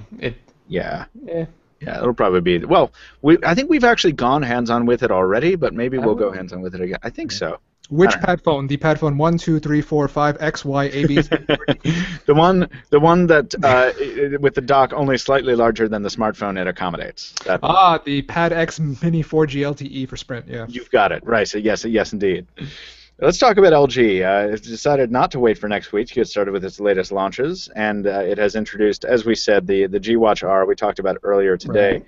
But what else are we going to have to take a look at so other people don't have to at this event? This G3 Stylus Steven? Yeah, that was the other big one we were looking forward to after it showed up in a official video a little while back. So we knew this was coming. We didn't know exactly what to expect, and then we got the announcement a few days ago, and it's kind of we went from. You know what I wish we'd linked to instead of linking to this? Like, I wish we'd linked to just that editorial from Dowd or whoever it was about manufacturers just stop with the capacitive styluses. Yeah. It's nothing you can't do with just spending $5 on Amazon and getting a generic capacitive stylus. Sure, there's a nice place to keep it, but it's not going to enhance the device experience that much. I'm just upset about the specs on this guy. We went from QHD to QHD, and not in a good way. Oh, from the uppercase to lowercase. Yeah. 5.5 inch to 5.7 inch, so it got larger screen and larger pixels at the same time. Before we get too far away from the capacitive stylus, do you guys remember before the capacitive stylus industry really took off, the people in, I believe it was Japan, but I could be wrong on that, were buying those tiny, undersized frozen sausages to use as iPhone styli. Yes. What? It was like a big news story. Like they had, B-roll footage of people on subways using sausages on their iPhone screens. And because the organic materials made the capacitive sensors work. Yeah, I mean, it was a great solution to a problem I never had. But I love carrying sausages in my pocket. That's where they belong. I just sharpen my fingers. That's the trick. Jokes. Oh yeah, that is. Yeah. I always thought when I would watch Next Generation as a kid, and they would like play with these handheld devices that obviously had buttons way too small for anybody to use. I was like, oh, they must have like ball bearings implanted in their fingertips for you put bugles on your fingers before going to bed every night, and over time they should grow into that. Over time, they just grow into the point. Yeah. Did you see that thing? Obviously, this is a non sequitur because I'm just like tired of this list of manufacturers. But have you seen that news story, which is totally real, about the old guy who got his finger chopped off by his remote control airplane, and his brother fortuitously worked for a genetic engineering lab that had just learned how to take pig's bladder or a component of a pig, grind it up into a powder, and put it on a wound. Which then instructs your body to regrow the severed limb instead of scabbing it over. Did you guys see that at all? No. I have no idea what you're talking about, but you said pig, and now I'm thinking about bacon. Yeah, I already was because of the BLT. Because of the BLT action, right? I'm going to wrap the wound in bacon and see what happens there. We're focusing on the right things with this show. I think it's important. No, but anyway, you can if you could chop off your finger, the technology exists for it to regrow completely. And that's amazing. And another guy regrew some leg muscles as well. Jules very helpfully throws it up here. The Daily Mail reported on magic pixie dust made from pig bladders helps regrow limbs of wounded soldiers. I'm not lying. I saw it on the Science Channel. I have my limbs. Can the pig powder help me grow extra limbs? Because I feel like I would like to be Goro if I could. Do you want an arm coming out of your chest like one of those animated series characters? I think that would be very handy for holding monopods at press events. Or get another head, go a little Sapphire Beeblebrox action. Speaking of press events, let's just keep on going. Huawei. Yeah. Let's talk about Huawei. Stefan, you seem to be on the ball. Why don't you hit us with this ish? Yeah, I read this morning, and okay, Huawei is going to come out with the Ascend Mate 7, which looks exactly like an HTC One Max, but there's a problem because the Ascend 7, you would think it's a 7-inch screen smartphone, but no, it's a 6.1-inch screen smartphone. And the best part, the best part about this thing is it has a fingerprint scanner on the back, right under the camera module, where everyone loves to scan their finger. Have we not learned that lesson by now? No, obviously not. Wait, so is it a direct rip of the One Max, like for real? I mean, are there front-firing speakers on it? Well, okay, I'm not sure about the front-firing speakers. Probably not, because it's Huawei and they always screw up somehow. But I love this because like Stefan has a certain amount of credibility when he craps on Huawei because he still carries that Ascend Mate 2 as what I presume is a daily driver. I've had my SIM card in this thing for like a month now. I love it. That's great. Do you know that I was tempted the other day to call up Huawei and ask them for like a sponsorship arrangement so we could carry Ascend Mate 2s at Pre-IFA because seriously, it's the phone I would pick. But then I realized that we can't have a sponsorship arrangement with an OEM who we review. So I had to calm myself. I had to slow my roll and knock that off. But I'm glad that you're still carrying it. I would like to still carry it. Now we have the image up here from an Android Central story on this device with the leaked hardware picture. Yeah, indeed. That's a fingerprint scanner right under the camera. But it looks like, if I'm not mistaken, maybe a fingerprint scanner that is done the right way, where you put your finger on it and hold it there instead of swiping over it so you get a good amount of grease on your camera lens. I don't know. Chinese company. We'll have to see. It's the position that was our problem, wasn't it? Yeah, you're right. You're right. Yeah, no, you know what? It wasn't the position so much that was a problem for me, Stephen. I can't speak for everyone, but I don't mind it there because my finger naturally rests there because it's been trained to by the Moto X. Moto X, yeah. Exactly. So if my finger's just going to rest there and the fingerprint scanner will work in that regard, then I have no problem with it being there. It's just the swipe action that makes it a completely impractical place to put anything. Stupid. While we're talking about Huawei, there is a Huawei device that launched in Europe and Asia that never really came across to the States, and it's kind of a shame. It's called the Huawei MediaPad X1, and it basically looks exactly like an HTC One M7, except it has a 7-inch screen. And yeah, I'm just thinking of that now because it's an extremely large phone, and I want an extremely large phone, so.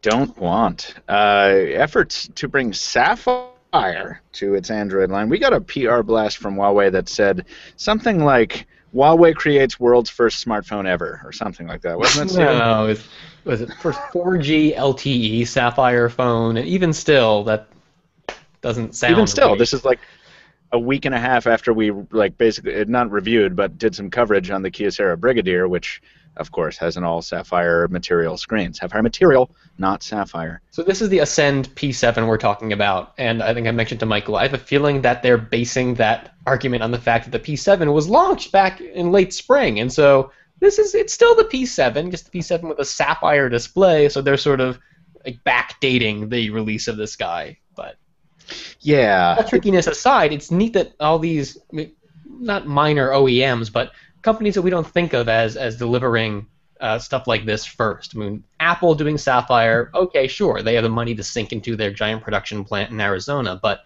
Kyocera, Huawei, these are not the companies we thought would be leading the Sapphire charge. Which is funny, and I think that's a bit of a failure on Kyocera's part from a PR perspective or a marketing perspective, which they're now getting around to fixing, because Kyocera has been working on sapphire material in their non-mobile labs. This has been an industry focus for Kyocera for something like 40 years. And the fact that we never knew about it is, well, I don't know. If I say it's a media failure, I think they can come right around and say, well, it's a background press research failure on your part. We should have been picking up on this. Exactly. Yeah. And I'm sure some people were, but I wasn't. So I ain't going to throw no stones in this here glass house. We're going to see a lot of this stuff from Huawei in person. It's going to be okay. Motorola, we already talked about the Chicago event, which we will be sending Adam Dowd to. We will have first impressions from the event there. We will hopefully have some devices in hand. It should be wonderful. But Lenovo's would-be, or not would-be, but forthcoming new parent, Lenovo, might be showcasing this Vibe Z2 Pro. What's the story on this sucker? This is the only really notable Lenovo phone that sprung to mind while I was trying to think of what they might be able to show here. This was, I think it's a 6, maybe a little bigger than 6, Quad HD. I really like the look of it. It's like an industrial design in a world where we have far too many curved corners that I dig and would like to see more of it. But remember, Lenovo said they're releasing 60-some phones. I think we're going to see a lot of devices at the show that not necessarily have come on our radar just yet. But this thing looks ridiculously it looks cool. Awesome. It's like, and they know how to photograph it well too. The back cover looks like a crosshatch pen and ink kind of thing. But it's not going to launch in America. Come on. Yeah. No, I know, but Nice it's going to be slim fun to get some hands bezels, on. good screen-to-face ratio. A bottom-firing speakerphone, which is better than an aft-firing speakerphone, so we give them that. A 16-megapixel big old camera on the back. We didn't tell Jules that we're using the links from your Roundup post and not from the Rundown. Sorry, Jules, you can find this linked from Steven's Roundup post if you want to get the photo up there. But wow, what a great looker. Yeah. And they certainly know how to photograph some renders. I will say that. Photograph a render. How do you do that, Michael? You know, well, what you do first is get it nice and big on your tablet screen, then you put it in front of your iPhone 4. Take a nice shot of that. I followed the link here, and now I'm bamboozled by the promise of beautiful Lenovo hardware, and now I can't get back to the old tab. So what's next after Lenovo on this rundown, this mini rundown? You got a little Windows Phone biz. Oh yeah! Oh, now I'm excited again. Okay. What? 7:30 and 8:30, right? Maybe. Yeah, probably. Great. 8:30 they've been teasing a little more directly, but 7:30's been waiting in the wings there. That's the selfie phone. Oh, that's yeah. All right, so let's get this straight. Lumia 830 is basically the 820 graduate with the Oreo on the back, minimized Oreo on the back, a la Lumia 1020, which they're using to tease this thing. The Lumia 730 is the rumored selfie phone. Yeah. Man, selfie phone. I'm not sure that's a segment that anyone should be wasting any time on. What do you guys think? That selfie show is launching in a couple of weeks. It's going to be everyone's talking about the new ABC with what's her name from Doctor Who. Oh God. What is happening? What? There's going to be a television program about selfies. Yeah. For the fall. No.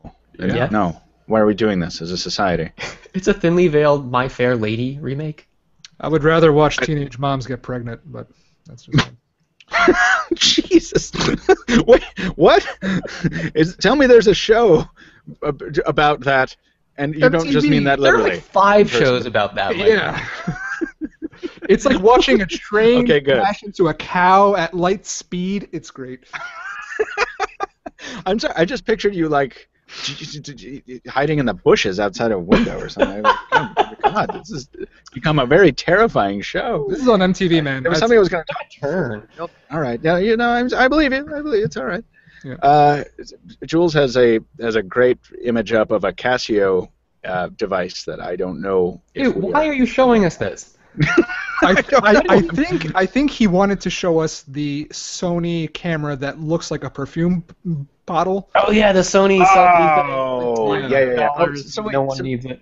With regard to the selfie thing, interestingly, that was one of the only areas on the optical side that the HTC One M8 prevailed over the Lumia Icon, because for all the beautiful, and the Lumia Icon for our international audience is the Lumia 930 for Windows Phone, obviously, which has a wonderful 20-megapixel camera with pure view technology, Carl Zeiss optics and everything.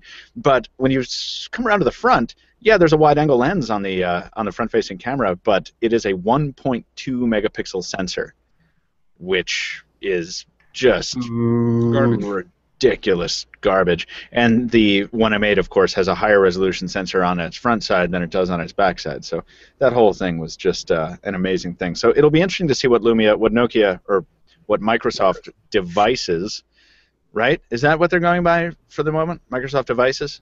Oh yeah, and we saw that on one of the, there was an 830, some pics that came, I think these were official ones from Tenna or something, but yeah, it said Microsoft devices on there. Ooh, yeah, and Jules is showing us a leaked pic of the 830, which I'm not sure if we had included or not, but we're seeing that minimized Oreo with just the lens and the flash contained within it, an LED flash, no xenon flash, no surprise. Boy, I'm not sure how I feel about the minimized Oreo still, but we've talked about that enough. I'll have to wait until I get it on my hands. What do you think, Stefan? Do you like a big old camera crater, or do you prefer something a little lower profile? It doesn't really matter because it runs Windows Phone, but you're such a troll. You're such a troll. Mind. I want to I have opened my mind to applications. When was the last time you hold on? Wait, all right, we're gonna confront this. When was the last time you ran a Windows Phone as your daily driver? Let me remember.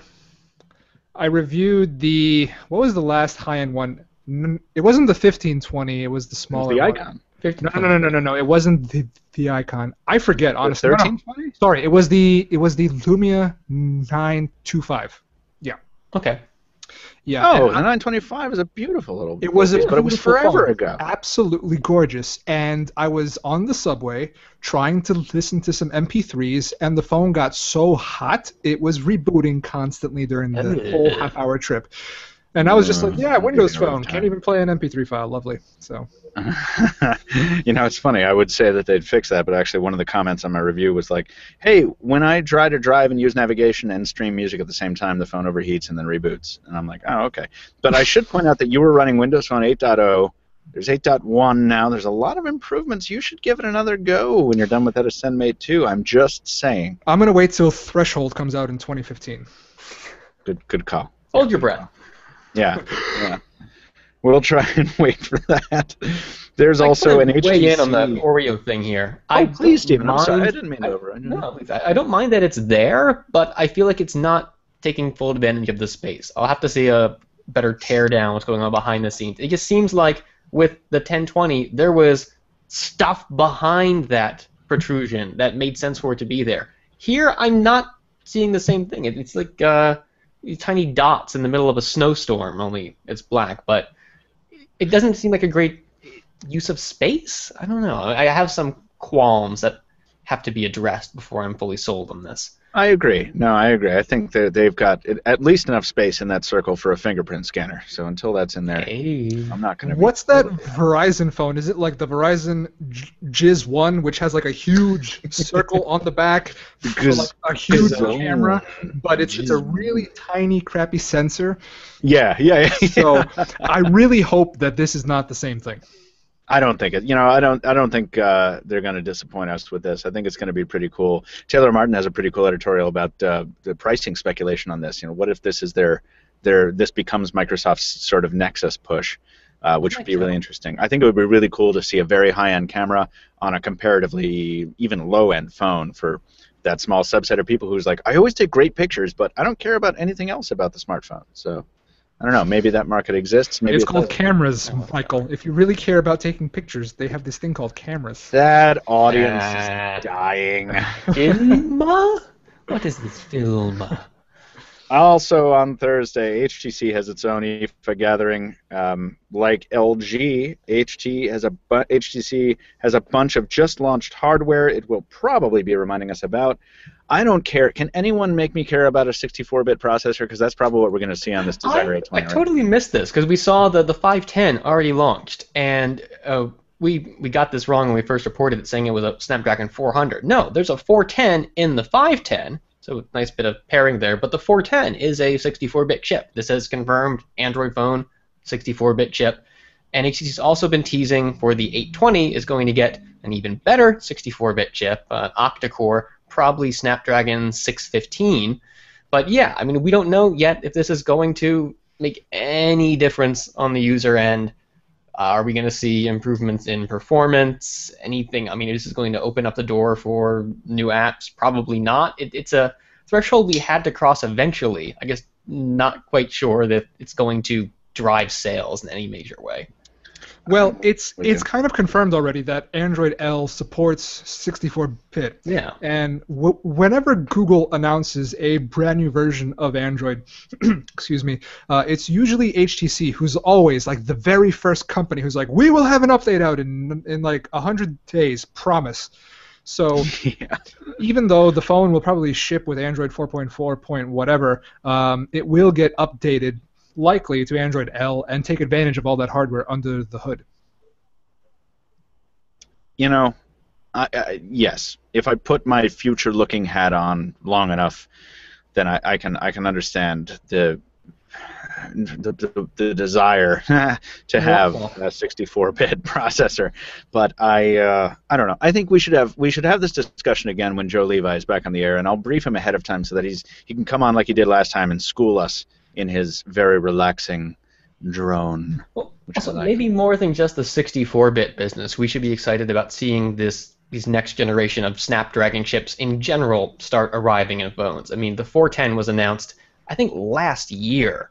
So it's been taking its sweet time actually getting its way into hardware. So ignoring 64-bit, other performance boosts could just be because this is newer silicon, better GPUs, that sort of thing. Yeah, no, I'm with you. I think I am not anti-future when it comes to processors. I just they fail to move my spirit. We already got burned on the core race. We've learned to take things a little slow, look at how it actually impacts performance, and not get carried away with the specs. That's right. And I was reminded recently, though, of how important it is to differentiate processors based on things other than brand. Snapdragon's Qualcomm's naming conventions for the Snapdragon line are just so very interestingly convoluted. You have to start talking A53, A57, right, MSN 9736 AB or C or something like that, and it's like, and sometimes there are significant differences between them. Like that Snapdragon 400 snafu that tripped me up, and basically torpedoed an entire editorial of mine. I had to strike through half the piece because I had neglected to notice that this is a long time ago, that the Snapdragon 400 came in both a dual-core and a quad-core variant. And I was kind of shitting all over the whole family, and it turns out that the 400 quad-core is actually pretty capable. When you guys review phones that have Snapdragon chips, you usually say, okay, it has a Crate 300 or a Crate 400 core. The really special thing about these 64-bit Qualcomm chips is Qualcomm essentially said, yeah, we don't have time to create a 64-bit version of Crate, so we're just going to take ARM's 64-bit processors and just shove them on our chip. So that's interesting because aren't the Samsung Exynos products ARM-based? Yep. Oh, yeah. So they take this reference design and just build the rest of the processor around these cores that ARM provides. Yep. I've never had a very good experience on the Exynos-powered products compared to the Snapdragon-powered ones, so should I be concerned about that? No, absolutely not. Samsung's Exynos processors generally suck because Samsung cannot build a memory controller to save their lives. Versus Qualcomm, who has been in this business forever, they're going to supply their own graphics processor and design all the components around the ARM Cortex A53 and A57. So if I had to bet, Qualcomm chips will kick Samsung chips' ass, which isn't a very hard bet to take. It hasn't been in the past, I will say that. Yeah. Good. Well, what would you guys say? That's it for our IFA rundown. There are some other stuff. We have a couple other appointments on our calendar and quite a few booth appointments to make. Acer stuff. In addition, we're going to see what like Mophie has to offer. I think we're stopping by to see Alcatel One Touch, of course, as well. We're going to stop by. Alcatel, We're going to make a stop by ZTE. It's going to be. We've got other stuff going on. Believe me, we're going to be very, very busy, and it's going to be great. And we're going to get to listener mail, but I want to remind everyone, people who've just joined us, that we are going to be recording the podcast analog style next week from Berlin. It'll be up on Saturday, very late, probably. There will not be a hangout, though, so get your listener mail in. You'll hear it at the end of the show again, but it's podcast@pocketnow.com. There's going to be nothing analog about that recording. Well, you know what I mean. Like, old school. I don't mean analog, literally. Friend? Sigh. Verily, give me the slack. Before we hop into listener mail, speaking of listener mail, I want to ask Stefan, you want to stick around for listener mail, or do you have something to do? I will stick around. I just want to say one thing about IFA. I wish you would.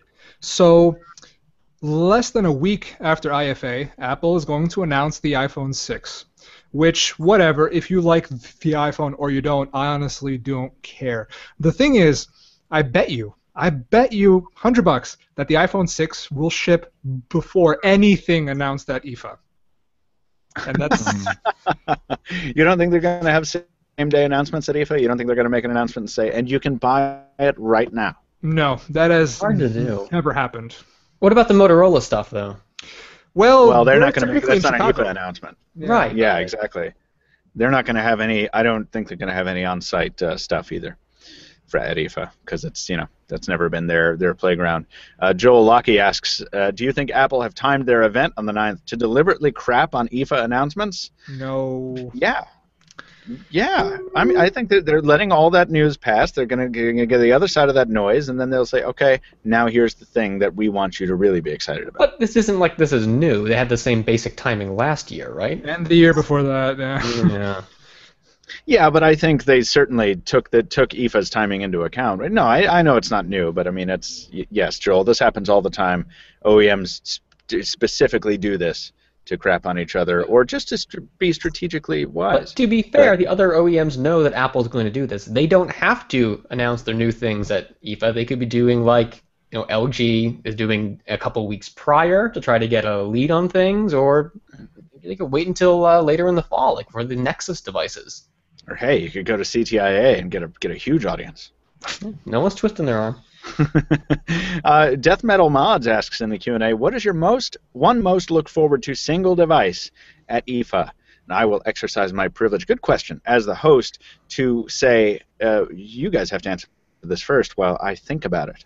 It's a good question. Steven? I have to think about this too. If you couldn't tell from how enthusiastically I was talking about it earlier, I gotta see this Gear VR. I have been waiting for virtual reality hardware to come turn itself around and finally be something viable that people are really excited about. Been following Oculus, got a little worried when Facebook bought them, but if Samsung is doing this and it's a low cost of entry because you can use your existing phone, that sounds awesome. If they do it well and the software is there, this could be huge for the company. So fingers crossed this happens like we're hoping it will. And for me, it's I'm not looking forward to anything at IFA, really.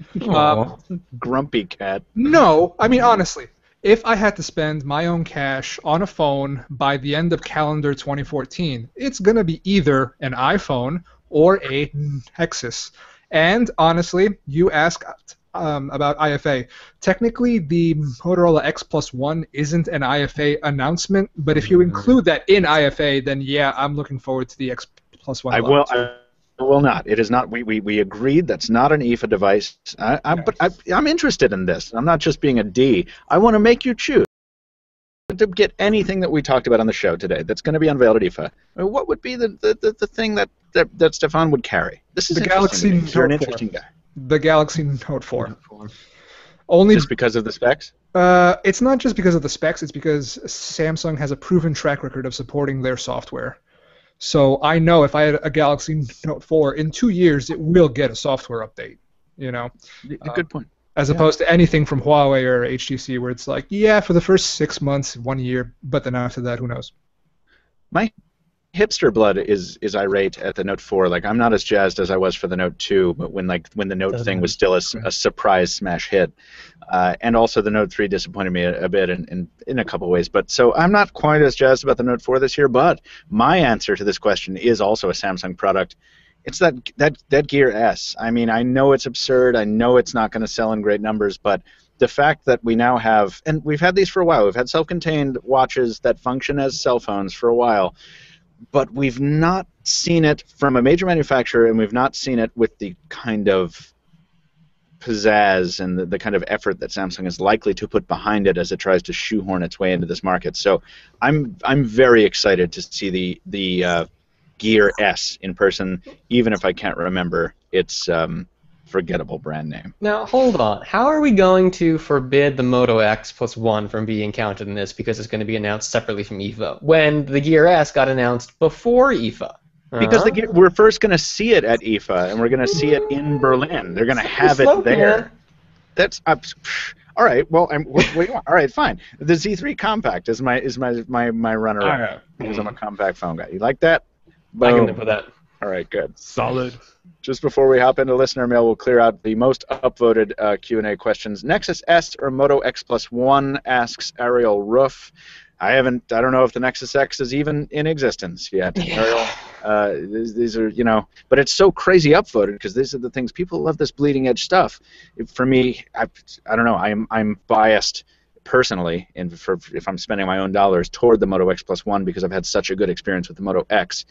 Moto X+1 could be total crap, and the Nexus X could be made of platinum and cost 50 cents. So I don't know yet. What about you guys? While we have our speculation hats on, I heard a rumor that the Nexus S will be offered in a 64 gigabyte variant, and it's supposed to have a 5.9-inch screen. So honestly, it's really hard to tell without a spec sheet and reviews. So I'm going to look forward to those on Pocketnow.com.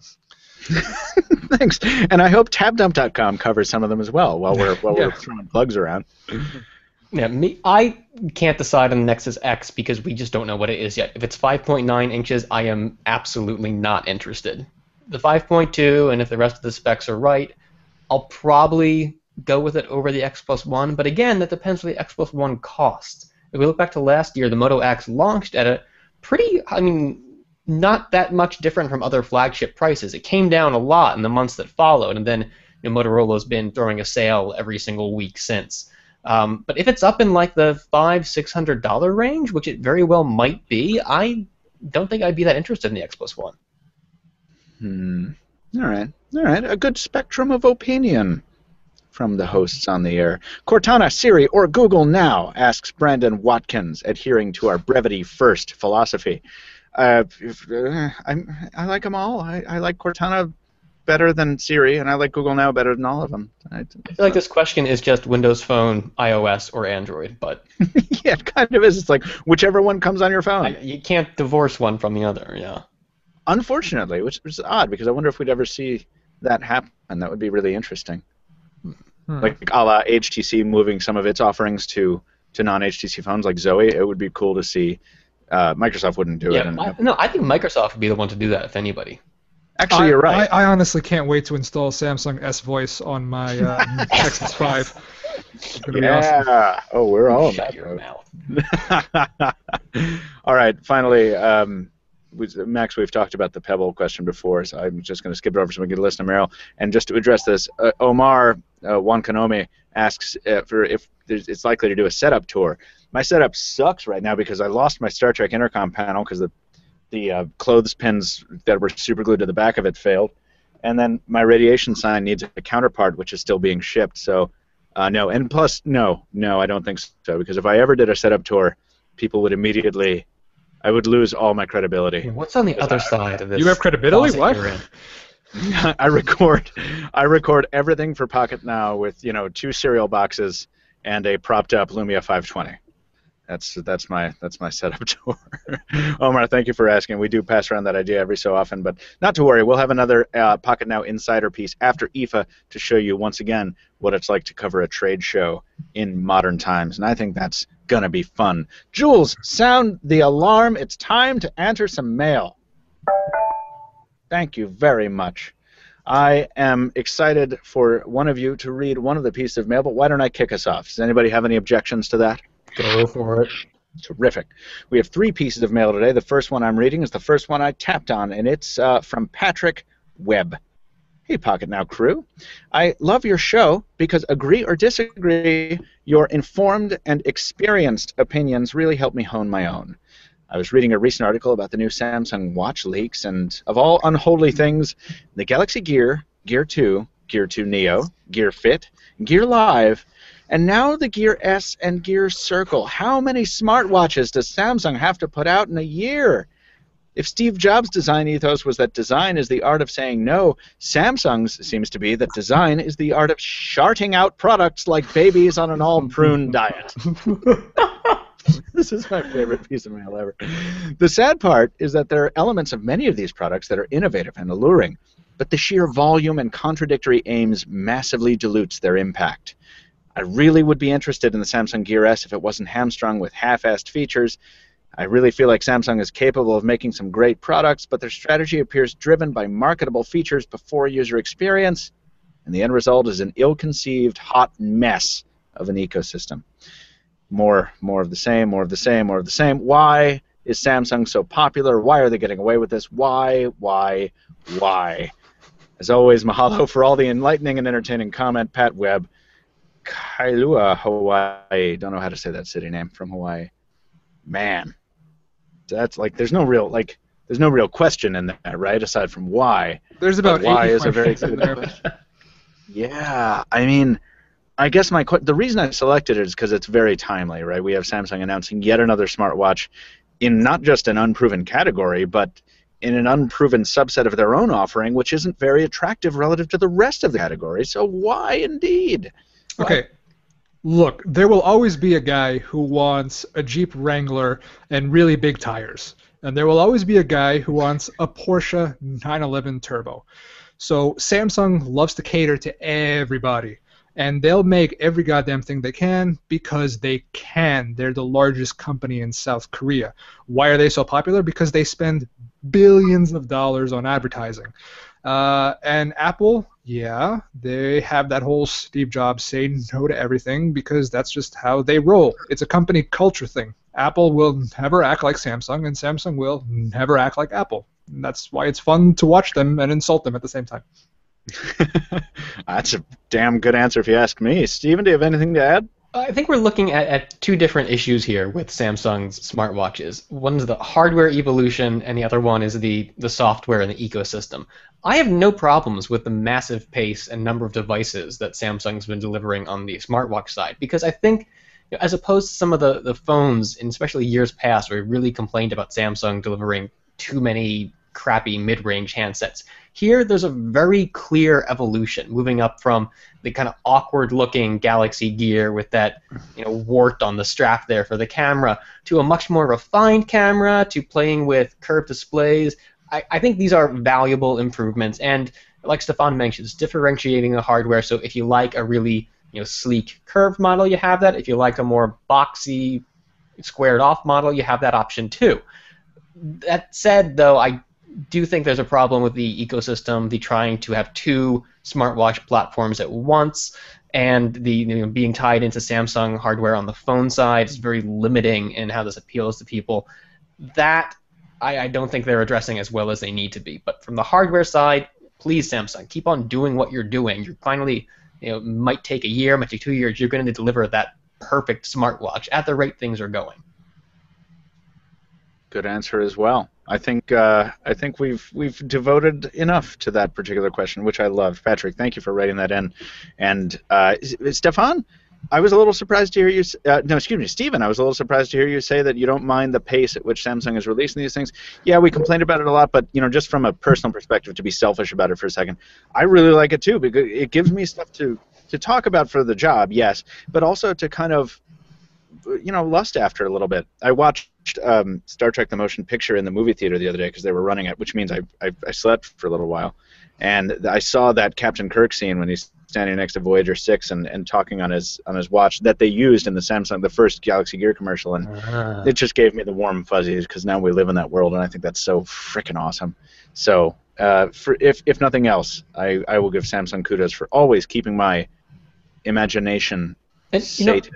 I think if we rewrote history and said Samsung released these watches a year apart, we wouldn't have any complaints because we're seeing real noticeable improvements between them. It's not like they feel rushed or anything. I mean, the time frame does, but the hardware itself, it feels like things they spent a lot of time on, or at least that's my opinion on it. I agree with you. The Gear Fit is a good example of that for me. I think that's just a wonderful. I love the look of the Gear Fit. I just wish it was more compatible. Yeah, agreed. Jules is helpfully throwing up some Acme graphics for us. Indeed, Samsung is the new Acme from the Coyote and Roadrunner saga. Would Stephen or Stefan like to read the next piece of email? Whoever speaks first gets to do it. That would be you, Stephen. Okay. You guys are Pocketnow team. This is from Oliver Stapers. I live in the UK, and I was wondering how phone contracts work in the US. I constantly hear a phone is $200 with a 2-year contract, but what does this mean?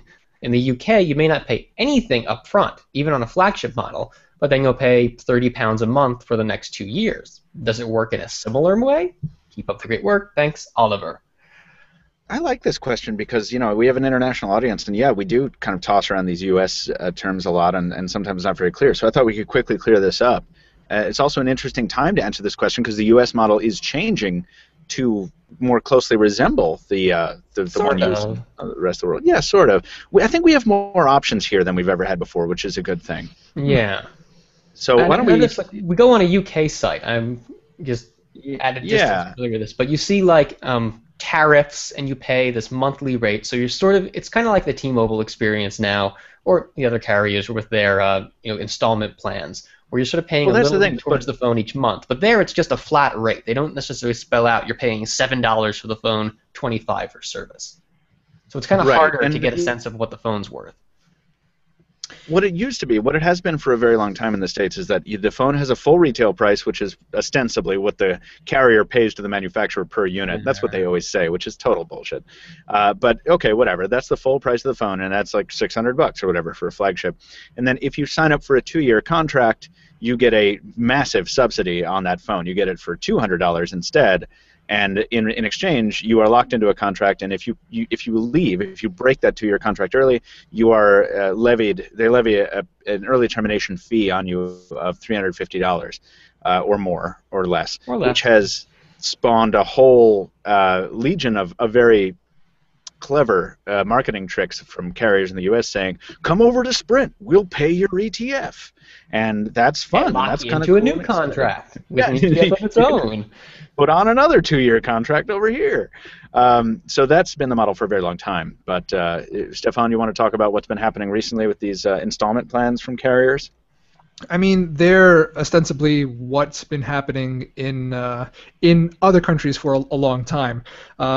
You pay off your phone separately from paying off your service.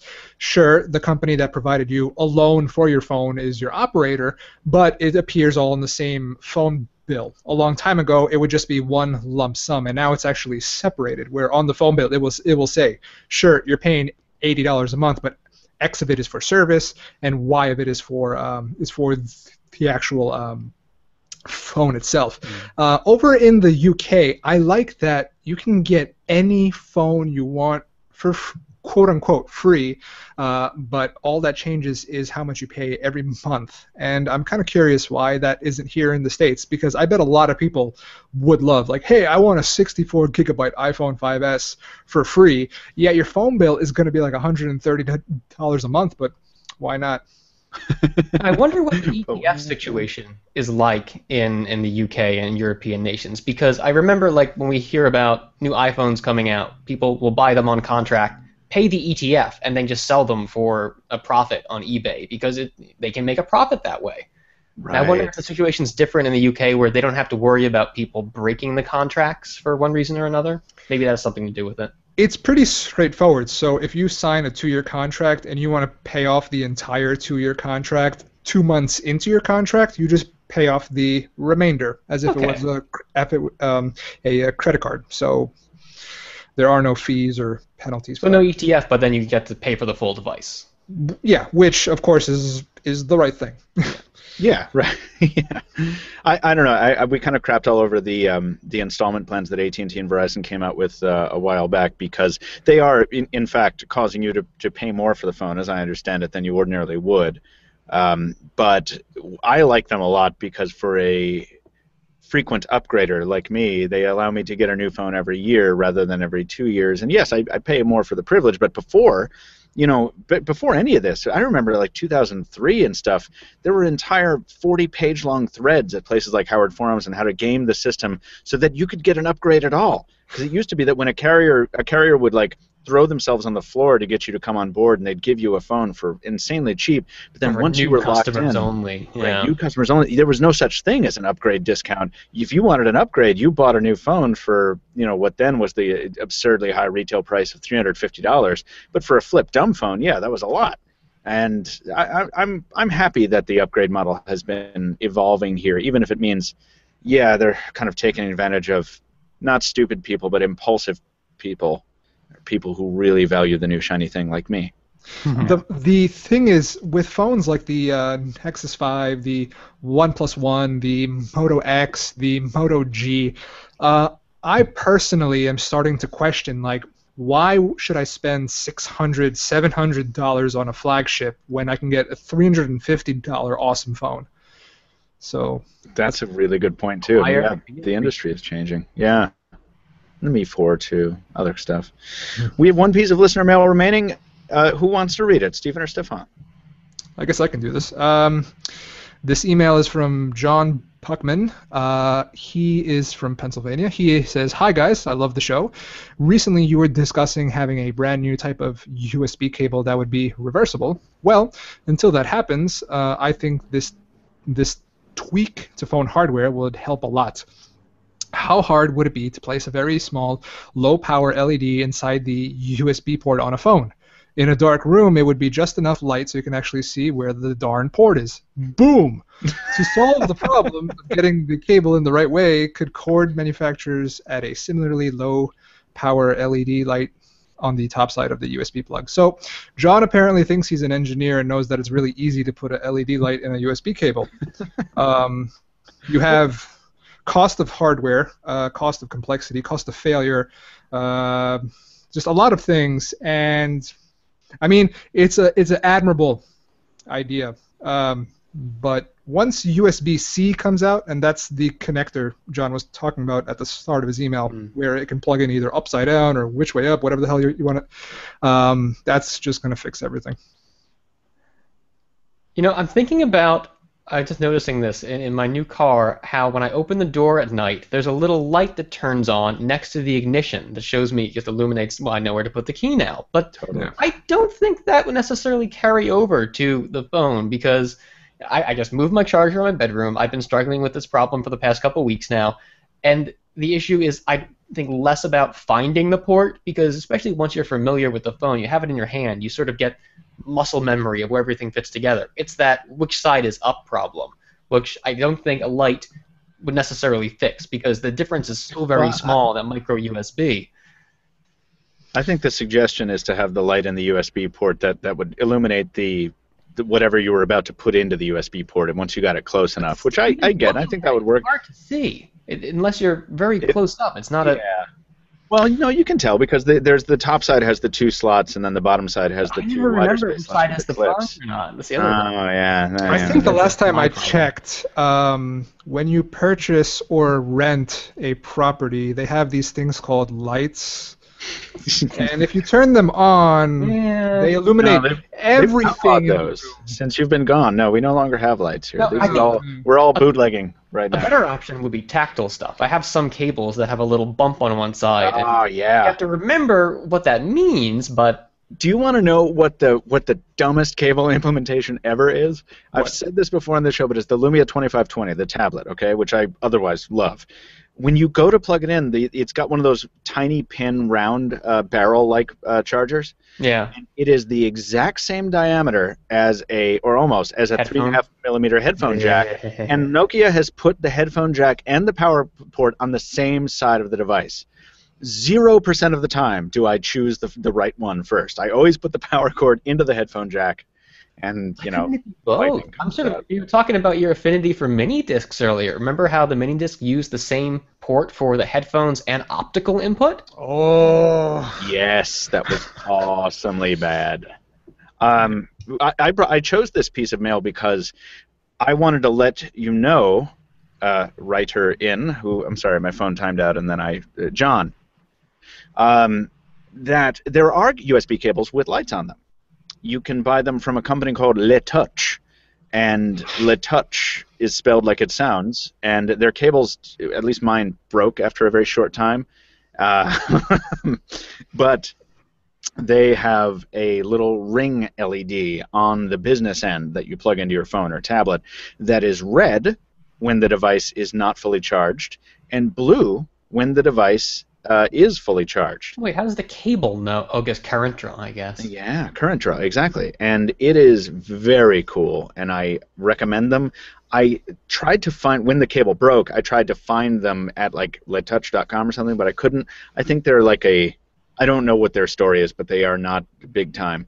If we see them at IFA, I promise I will do a hands-on video just for the people who are interested in this kind of thing. I recommend the cable, but it broke, and I went to the website, and I couldn't find a replacement, so... That's a very I don't recommend Amazon's got this episode of the Pocketnow Weekly brought to you by Touch Lit Cables.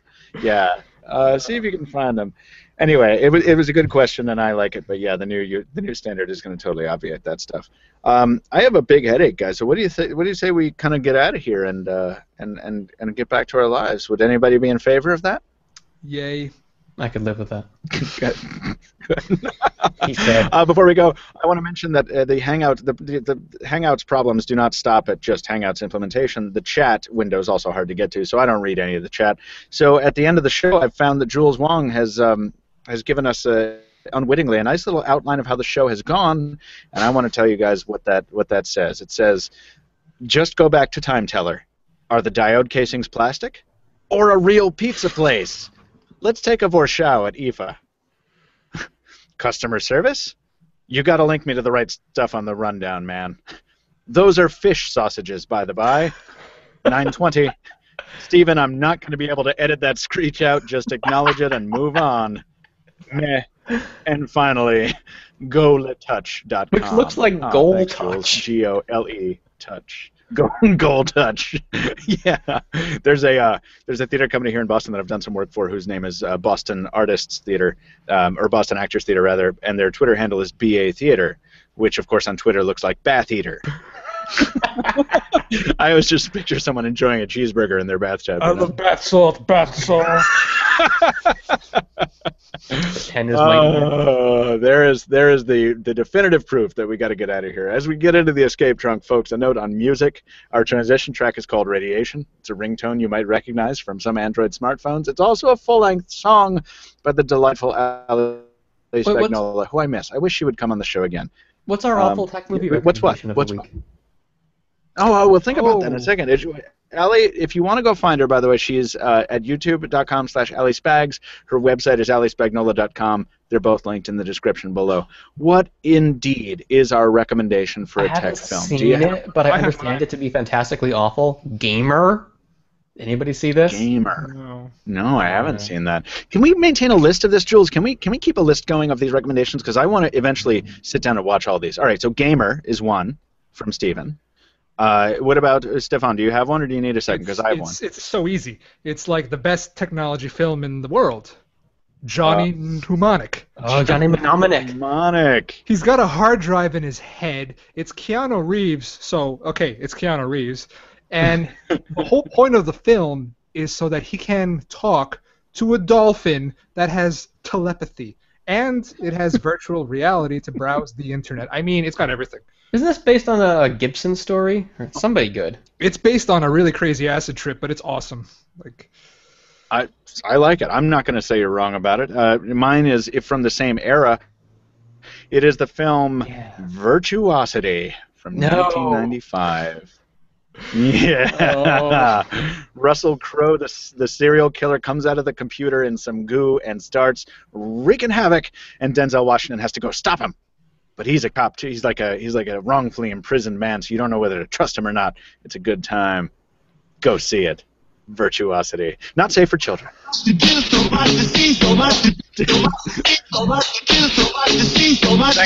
Thanks, Jules. That is an intensely loud sound effect. All right, listen, let's get out of here.